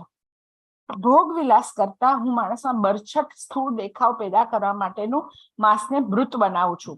તેનો અર્થ એ છે કે માણસના અંગો જે આપણી સામાન્ય દ્રષ્ટિથી અદ્રશ્ય છે, પણ અપાર્થિવ અને માનસિક શરીર પણ સારી સ્થિતિમાં નથી. ટૂંકમાં, જે માણસ પોતાની જાતને સ્થૂળ અને અશુદ્ધ ભૌતિક શરીર બનાવી રહ્યો છે, તે પોતાના માટે જ તે સમયે અપાર્થિવ ને માનસિક શરીર પણ બનાવી રહ્યો છે. તે વિકસિત દાવેદારની આંખે, જે વિકસિત દાવેદાર છે અથવા વિકસિત માણસ છે, એની આંખે તરત જ દ્રશ્યમાન થાય છે. જે માણસ આ ઉચ્ચ વાહનોને જોવાનું શીખે છે, તે તરત જ નીચલા ભાગોમાં અશુદ્ધિ દ્વારા ઉત્પાદિત ઉચ્ચ શરીર પર તેની અસરોને પણ જુએ છે. તે સ્પષ્ટપણે જોઈ શકે છે કે જે માણસ તેના ભૌતિક વાહનને શુદ્ધ ખોરાક ખવડાવે છે, તે માણસ જ્યાં ઘૃણાસ્પદ ક્ષીણ માંસને મોંમાં મૂકે છે. સાચું એ છે કે શુદ્ધ શરીર કરતા શુદ્ધ હૃદય આપણા માટે વધુ કાર્ય કરશે. તેમ છતાં બાદમાં ચોક્કસપણે ઘણું બધું કરી શકાય છે. આપણે આપણામાંથી કોઈ પણ આધ્યાત્મિક તરફના માર્ગ પર એટલા માટે આગળ નથી કે આપણે મહાન લાભની અવગણના કરી શકીએ. તે આપણને આપે છે. માંસનો ખોરાક નિશંકપણે ભૌતિક શરીરને વધુ ખરાબ સાધન બનાવે છે, અને આ નીચલા સ્તરો સાથે જોડાયેલા તમામ અનિચ્છનીય તત્વો આ જુસ્સાને તીવ્ર બનાવીને આત્માના માર્ગમાં મુશ્કેલીઓ લાવે છે. કુદરત પ્રત્યે માણસની ફરજ વિષયની નિસ્વાર્થ બાજુએ કુદરતની પ્રત્યે માણસની ફરજ છે કે વિષયની નિસ્વાર્થ બાજુએ પ્રકૃતિ પ્રત્યે માણસ. દરેક ધર્મે શીખ્યું છે કે માણસે પોતાની જાતને હંમેશા વિશ્વમાં ભગવાનની ઈચ્છાની બાજુમાં અને અનિષ્ટની સામે સારાની બાજુમાં, ઉત્ક્રાંતિની વિરુદ્ધમાં પ્રતિક્રમણની બાજુમાં રાખવી જોઈએ. જે માણસ પોતાની જાતને ઉત્ક્રાંતિની બાજુએ રાખે છે, તે જીવનનો નાશ કરવાની દૃષ્ટતાને સમજે છે. પ્રાણીની પાછળનું જીવન એ દિવ્ય જીવન છે કે વિશ્વનું તમામ જીવન પણ દિવ્ય જ છે.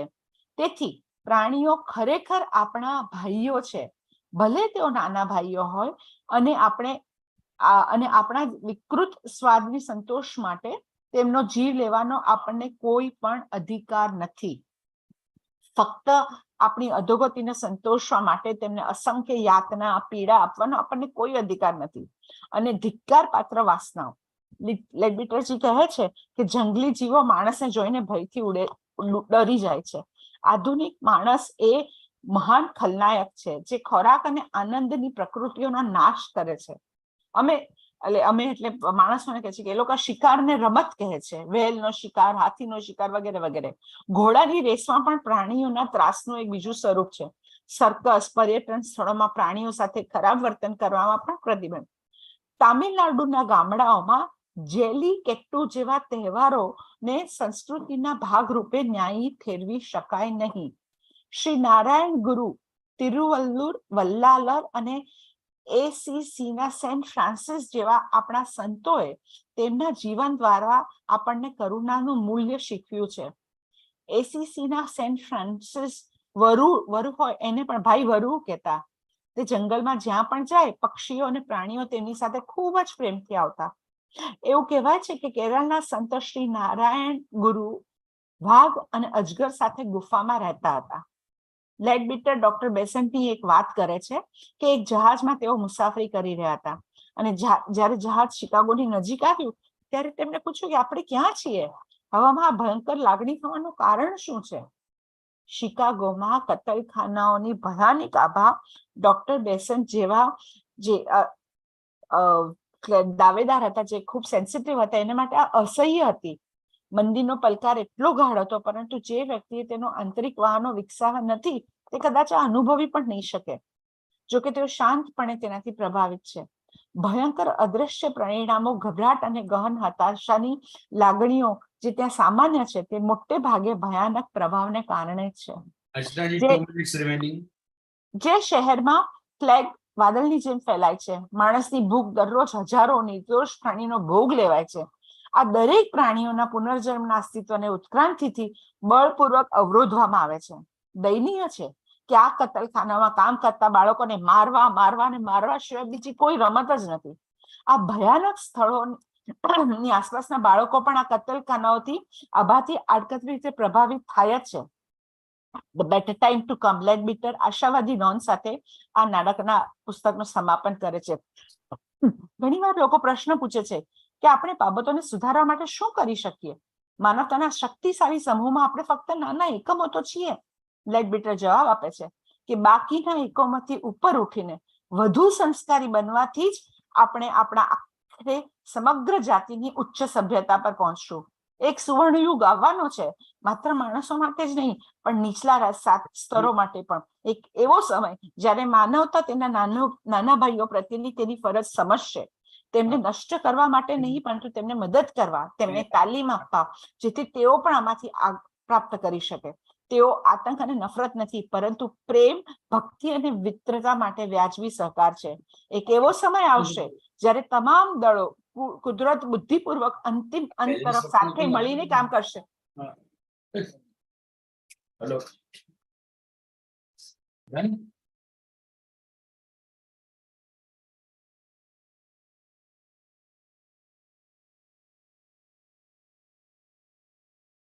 म्यूट अनम्यूट करिए.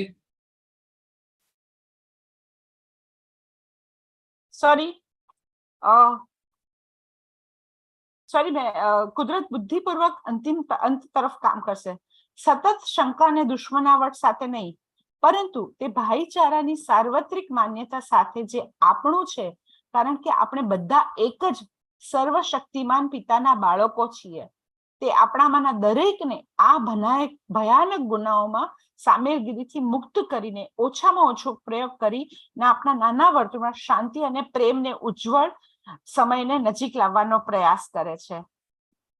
છેલ્લો વાક્ય છે એમનું કે આપણે આપણી જાતને, આપણા વિચારોને, આપણી ક્રિયાઓ તેમજ આપણા ખોરાકને શુદ્ધ બનાવવી જોઈએ, જેથી ઉદાહરણ દ્વારા જ અને ઉપદેશો દ્વારા આપણે પ્રેમ અને કરુણાની સુવાર્તા ફેલાવવા, એનો અંત લાવવા માટે આપણે બધું બંધ કરી શકીએ.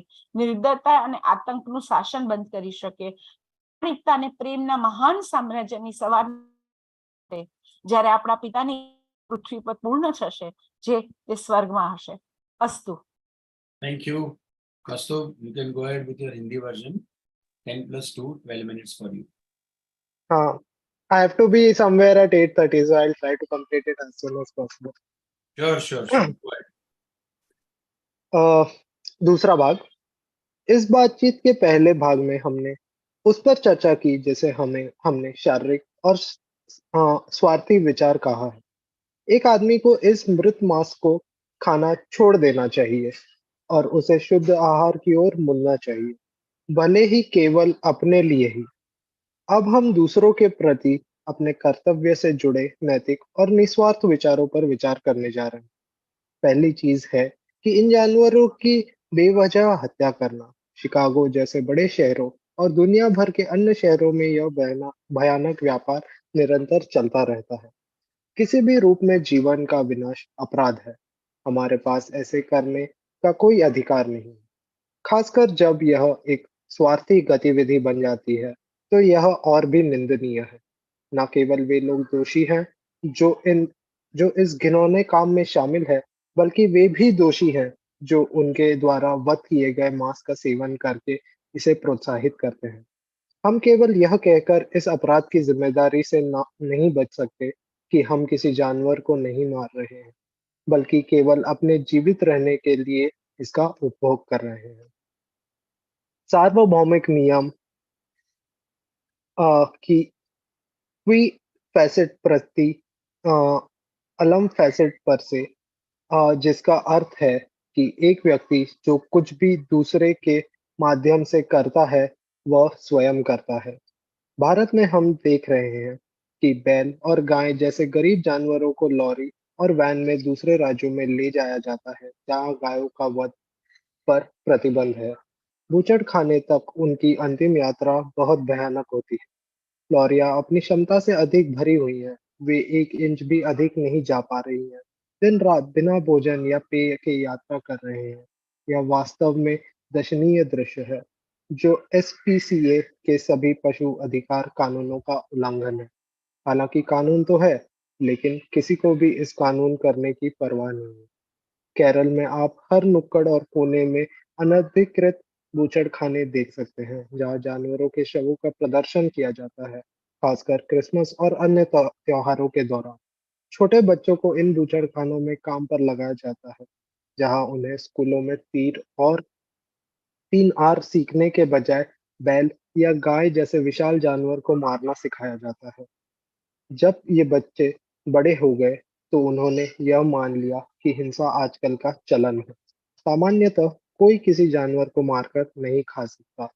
जे कृष्णमूर्ति ने एक बार पूछा था, छात्रों का एक समूह जो अधिकतर मांसाहारी थे, क्या आप उस खरगोश को खाएंगे जिसे आपने मार डाला? उन सभी ने नहीं कहा। इस शीर्षक के अंतर्गत भी हमारे पास कारणों के 2 समूह होंगे, वे जो स्वयं और हमारे विकास के संदर्भित करते हैं, और वे जो विकास की महान योजना और उनके प्रति हमारे कर्तव्य को संदर्भित करते हैं, ताकि एक बार फिर हम उन स्वार्थी और निस्वार्थी के रूप में वर्गीकरण कर सकें, हालांकि पहले की तुलना में बहुत ऊंचे स्तर पर।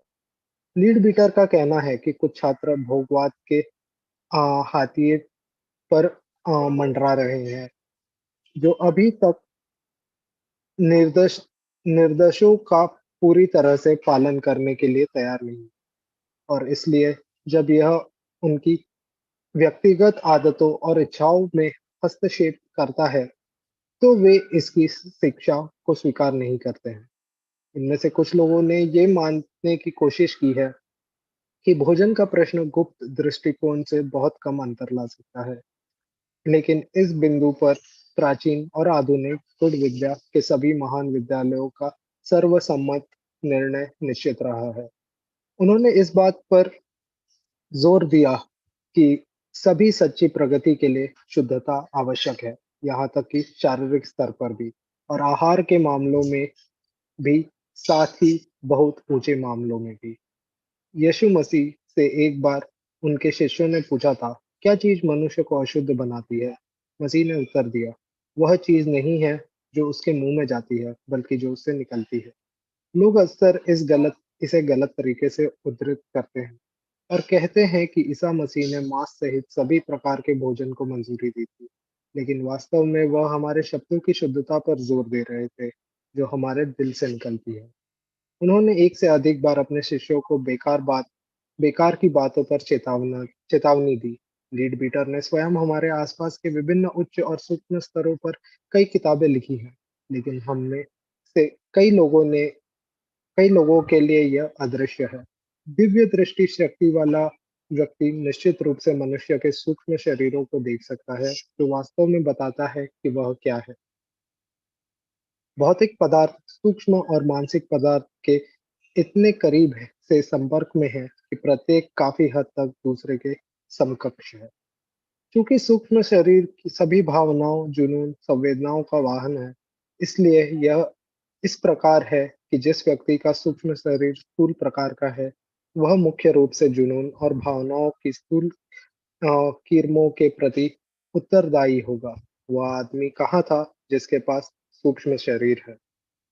यह पाया जाएगा कि इसके कण उच्च और अधिक परिष्कृत भावनाओं और आकांक्षाओं के जवाब में सबसे अधिक तत्परता से कंपन करते हैं। इसलिए जो मनुष्य अपने भौतिक शरीर में स्थूल और अवांछनीय पदार्थ का निर्माण करता है, वह इस प्रकार अपने सूक्ष्म शरीर में उन समकक्ष के रूप में एक स्थूल और अप्रिय प्रकार के पदार्थ को आकर्षित करता है। अति भोग से मैं मनुष्य में एक स्थूल रूप उत्पन्न करने के लिए मृत मांस बनाता हूँ। इसका मतलब यह है कि मनुष्य के वे अंग जो हमारी समान दृष्टि से अदृश्य है, सूक्ष्म और मानसिक शरीर भी अच्छी स्थिति में नहीं है। संक्षेप में, जो मनुष्य अपने लिए एक स्थूल और अशुद्ध भौतिक शरीर का निर्माण कर रहा है, वह उसी समय अपने लिए स्थूल और अशुद्ध सूक्ष्म और मानसिक शरीर का भी निर्माण कर रहा है। वह विकित वह विकसित दिव्यदर्शी की आंखों से तुरंत दिखाई देता है। जो व्यक्ति इन उच्च वाहनों को देखना सीख जाते हैं और वह तुरंत निचले निकायों में अशुद्धता द्वारा उत्पन्न उच्च निकायों पर प्रभाव देखता है। वह उस आदमी के बीच अंतर को स्पष्ट रूप से देख सकता है जो अपने भौतिक वाहन को शुद्ध भोजन खिलाता है, और वह आदमी जो इसमें यह घृणित सड़ता हुआ मांस डालता है। यह स्पष्ट है कि अपने संबंध में मनुष्य का कर्तव्य अपने सभी विभिन्न वाहनों का यथासंभव विकसित करना है, ताकि उन्हें आत्मा के उपयोग के लिए तैयार उपकरण बनाया जा सके। हमारे वाहनों को उच्च शक्तियों के प्रवाह के लिए एक आदर्श माध्यम होना चाहिए। आत्मा स्वयं निचले शरीरों का नियंत्रण करना पूरी तरह से सीख लेगी, ताकि उनमें उन विचारों और भावनाओं के अलावा कोई विचार या भावना न हो जिनकी आत्मा अनुमति देती है। इसलिए ये सभी वाहन दक्षता की उत्तम संभावित स्थिति में होने चाहिए, सभी शुद्ध और स्वच्छ और दाग के मुक्त होने चाहिए। और यह स्पष्ट है कि यह सब तब तक कभी नहीं हो सकता जब तक मनुष्य भौतिक आवरण में ऐसे अवांछनीय घटकों को अवशोषित कर लेते हैं। यहाँ तक कि हमारा भौतिक शरीर भी तब तक उपयोगी नहीं हो सकता जब तक उसे शुद्ध एवं सर्वोत्तम भोजन ठीक से ना मिले। जो कोई भी शाकाहारी भोजन अपनाता है, वह तेजी से यह देखना शुरू कर देगा कि उनकी स्वाद व गंध की क्षमता मांस खाने के समय की तुलना में कहीं अधिक तेज है। और जब वह उन खाद्य पदार्थों में स्वाद का एक नाजुक अंतर समझने में सक्षम है जो वो पहले खाता था, बेस्वाद समझा जाता है, जैसे चावल और गेहूं। यही बात उच्चतर निकायों के संबंध में भी और अधिक हद तक सत्य है। उनकी इंद्रियां भी नहीं हो सकती यदि उनमें अशुद्ध और मोटा पदार्थ खींचा गया, यह तो स्पष्ट है। इस प्रकृति की कोई भी चीज उन्हें अवरुद्ध और सुस्त कर देती है, जिससे आत्मा के लिए उनका उपयोग करना अधिक कठिन हो जाता है। यह एक ऐसा तथ्य है जिसे गुण विद्या के अध्येताओं ने सदैव पहचाना है। निसंदेह हृदय की पवित्रता वास्तव में महत्वपूर्ण है, परंतु शरीर की पवित्रता भी रखनी चाहिए। हालांकि यह सच है कि एक शुद्ध हृदय हमारे लिए शुद्ध शरीर के अधिक काम करेगा, फिर भी शुद्ध शरीर निश्चित रूप से बहुत कुछ कर सकता है, और हम में से कोई भी आध्यात्मिकता आध्यात्मिकता की राह पर इतना आगे नहीं बढ़ पाया है कि हम इस महान लाभ की उपेक्षा कर सकें जो यह हमें देता है। मांस का भोजन निसंदेह भौतिक शरीर को एक बढ़तर साधन बनाता है, और इन निचले स्तरों से संबंधित सभी अवांछनीय तत्वों और जुनून को तीव्र करके आत्मा के रास्ते में कठिनाइयां डालता है। प्रकृति के प्रति मनुष्य का कर्तव्य। विषय का निस्वार्थ पक्ष प्रकृति के प्रति मनुष्य का कर्तव्य है। प्रत्येक धर्म में सिखाया गया है कि मनुष्य को संसार में सदैव ईश्वर की इच्छा के पक्ष में, बुराई के विरुद्ध अच्छाई के पक्ष में, प्रतिगमन के विरुद्ध विकास के पक्ष में रहना चाहिए। जो व्यक्ति स्वयं को विकास के पक्ष में रखता है, उसे जीवन को नष्ट करने की दुष्टता का एहसास होता है। पशु के पीछे का जीवन दिव्य जीवन है। संसार का सारा जीवन दिव्य है। इसलिए जानवर वास्तव में हमारे भाई, भले ही वे छोटे भाई हों, और हमें अपने विकृत स्वाद की संतुष्टि के लिए उनकी जान लेने का कोई अधिकार नहीं। केवल अपने अपमानित स्वाद को संतुष्ट करने के लिए उन्हें अनकहा कष्ट और पीड़ा देने का कोई अधिकार नहीं है। और घृणित अभिलाषाएं लीड बीटर का कहना है कि जंगली जीव मनुष्य को देखते ही डर के मारे उड़ जाते हैं।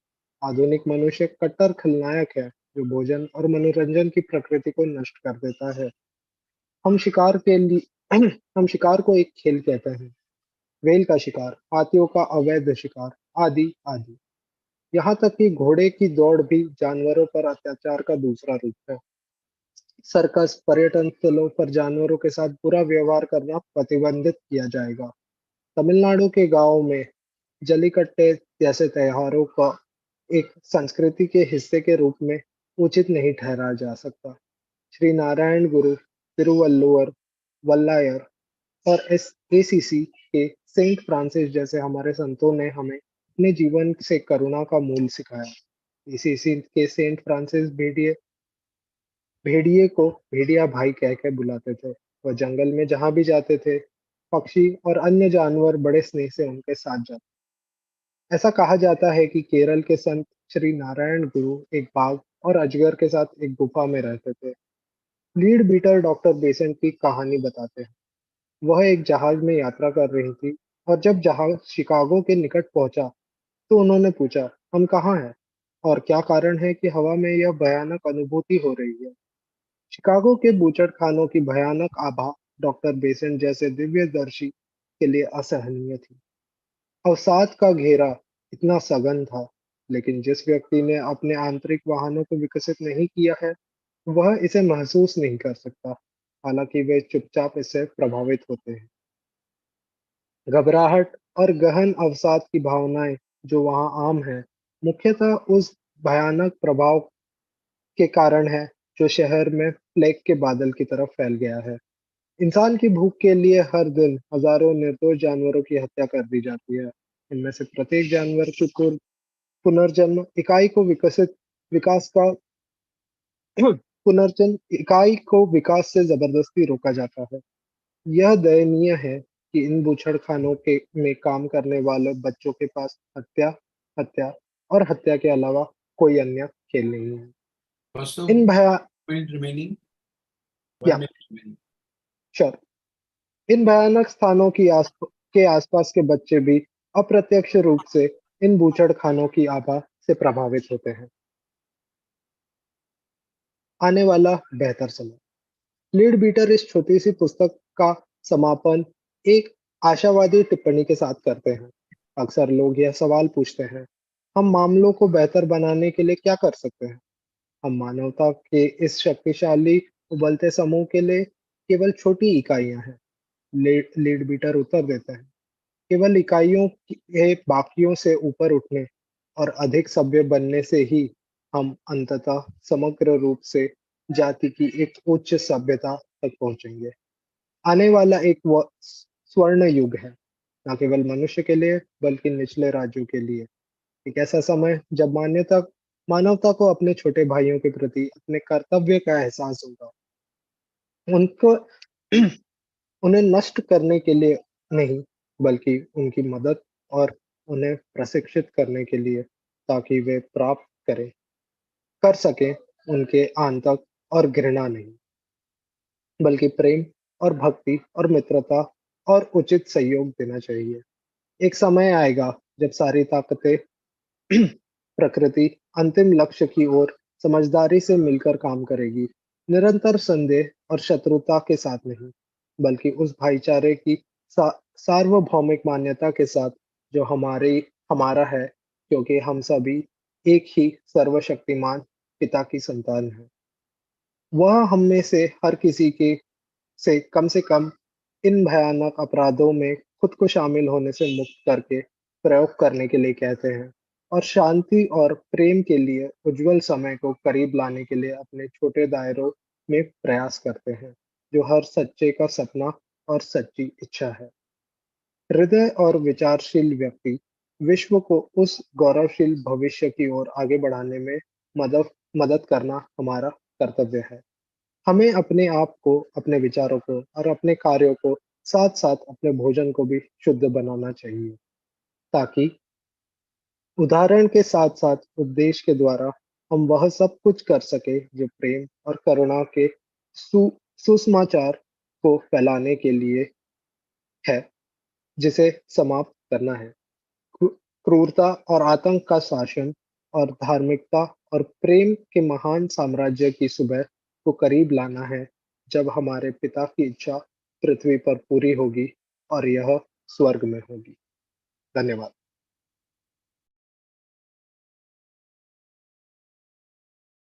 थैंक्स अ लॉट कौस्तुभ, बहुत बढ़िया रहा। और मैं ये कहूँगा कि he has prepared it today only, क्योंकि the message of emergency of his fathers, some important work came around 2 or 3 o'clock, So really wonderful. Yes, you can definitely have water. Or there are two questions here, Dinakaran ji. One is from Madhvi Sharma. Madhvi Sharma ji is there, I think, but her video is not on. If you can start video, Madhvi ji.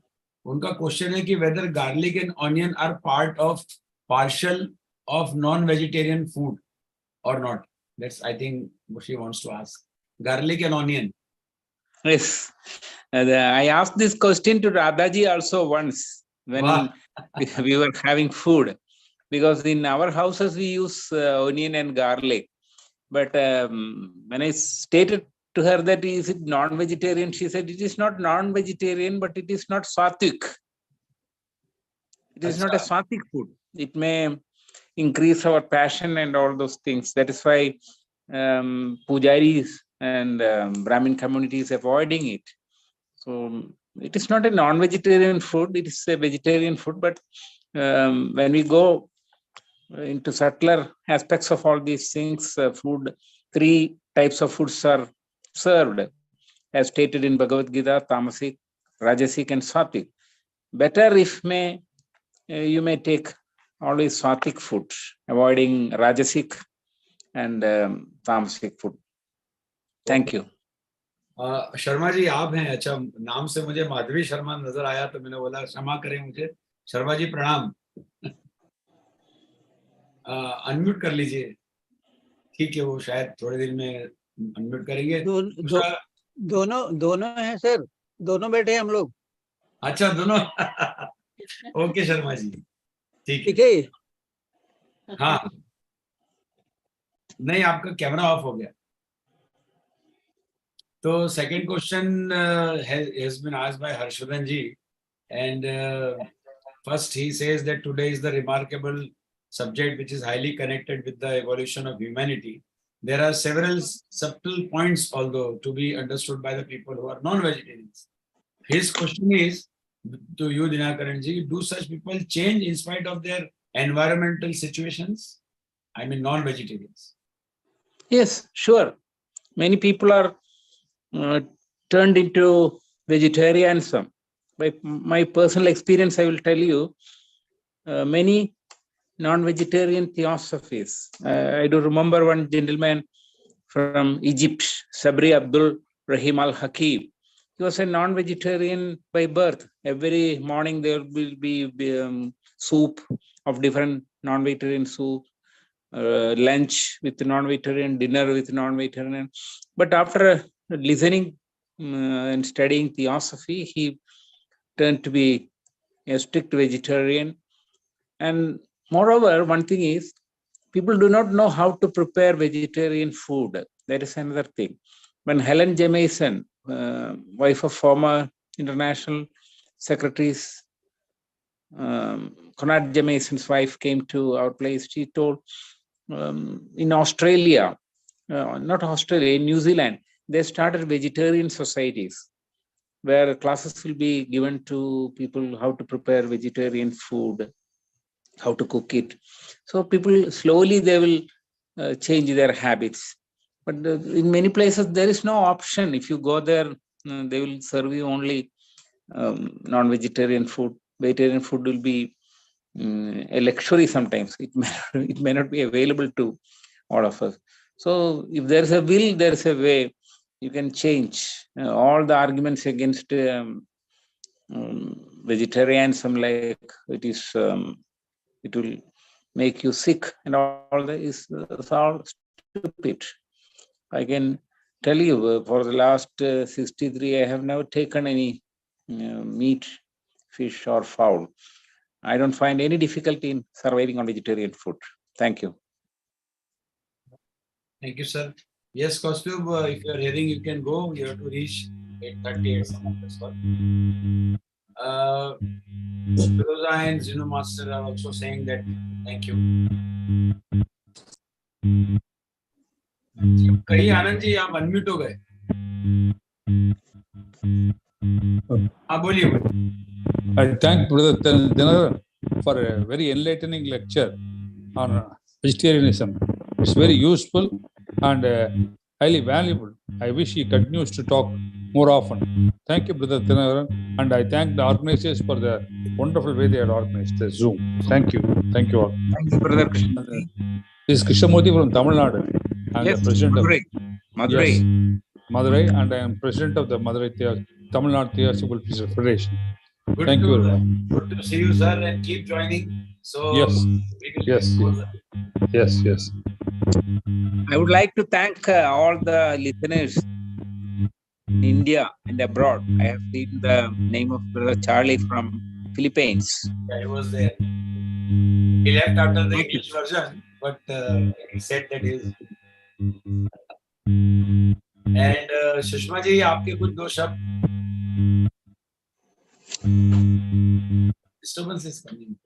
नहीं, बहुत अच्छी प्रस्तुति थी, कुछ जोड़ने के लिए नहीं है.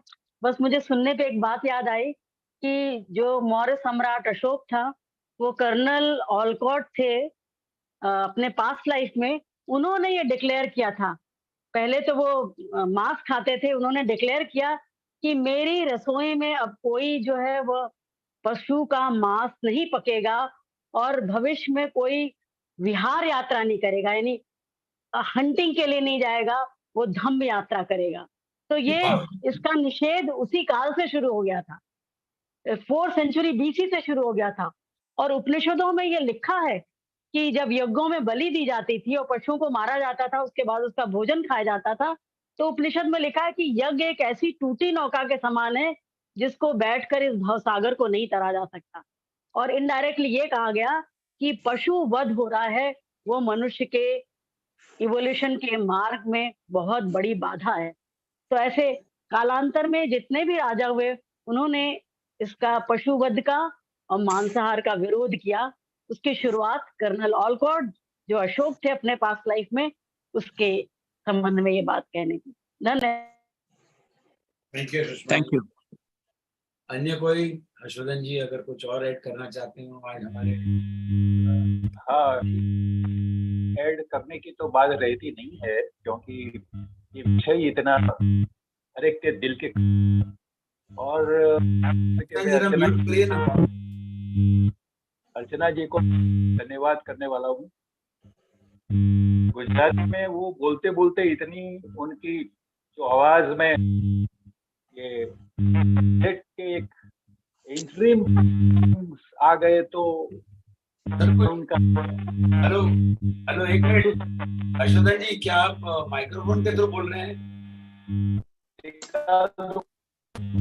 आप माइक्रोफोन के थ्रू बोल रहे हैं क्या? हैंड से फ्री से बोल रहे हैं?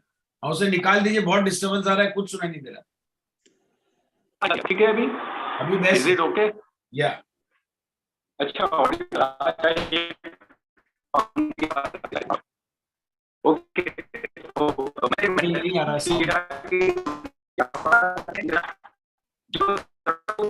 साउंड नहीं आ रहा. हर्षद भाई जी, सर साउंड नहीं आ रहा है. Hello, we can't hear you sir.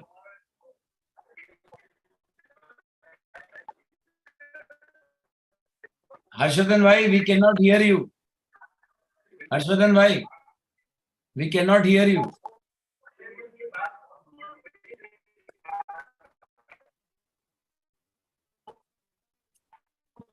आभा जी कहिए आप, मैं उनको फोन करता हूँ.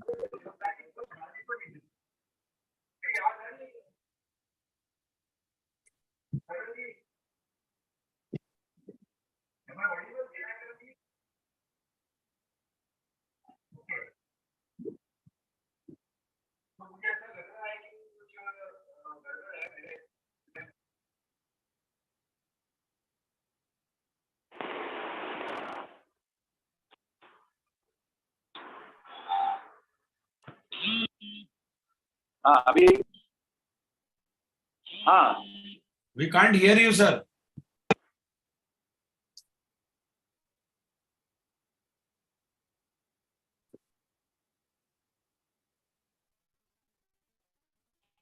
हाँ भाजी, आप कुछ कहना चाहती हैं तब तक वो उनका ऑडियो ठीक होता है.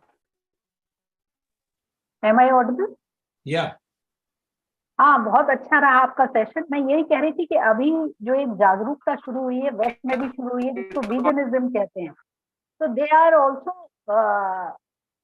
just starting to be vegetarian. बल्कि veganism वो milk वगैरह के प्रोडक्ट्स की नहीं लेते हैं.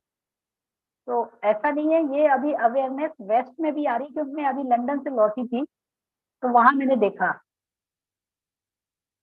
कि ये जागरूकता है और ये धीरे धीरे हम लोग इस ओर कदम बढ़ा रहे हैं. तो वेस्ट में ये है, जहाँ ऑप्शंस नहीं है वहां कुछ किया नहीं जा सकता, लेकिन जहाँ ऑप्शंस हैं वहां तो definitely they are converted into veganism. Thank you. तो यही मुझे कहना था. और मैं अभी चूंकि लौटी, मैंने वहां देखा पीपल आर जस्ट एक्सेप्टिंग. या हम लोग वीगन को भी बहुत अच्छी तरह से जानने के लिए एक सेशन रखेंगे. उसके भी कुछ स्पेशलिस्ट थियोसॉफी में हैं जो बॉम्बे में रिसेंटली ज्वाइन किया है. और बहुत जल्द प्राणिक हीलिंग पर भी हमें करने वाली है. सर आपकी आवाज लौटी क्या हर्षवर्धन भाई? अब बहुत कम आवाज आ रही है, कुछ अब प्रॉब्लम बेस्ट आ रही है. अभी बढ़िया आ रही है. इतना I am happy. Nice, thank you very much. Okay okay. तो हम समापन की ओर चलते हैं. हाँ, थैंक यू.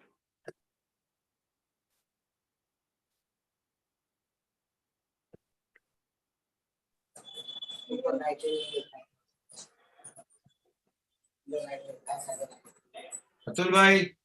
યસ, કેશવરબેન હવે આપણને શિવમનું ગાન કરાવશે અને ત્યારબાદ આપણે સભાનું સમાપન કરીશું. કેશવરબેન આપનું સ્વાગત છે.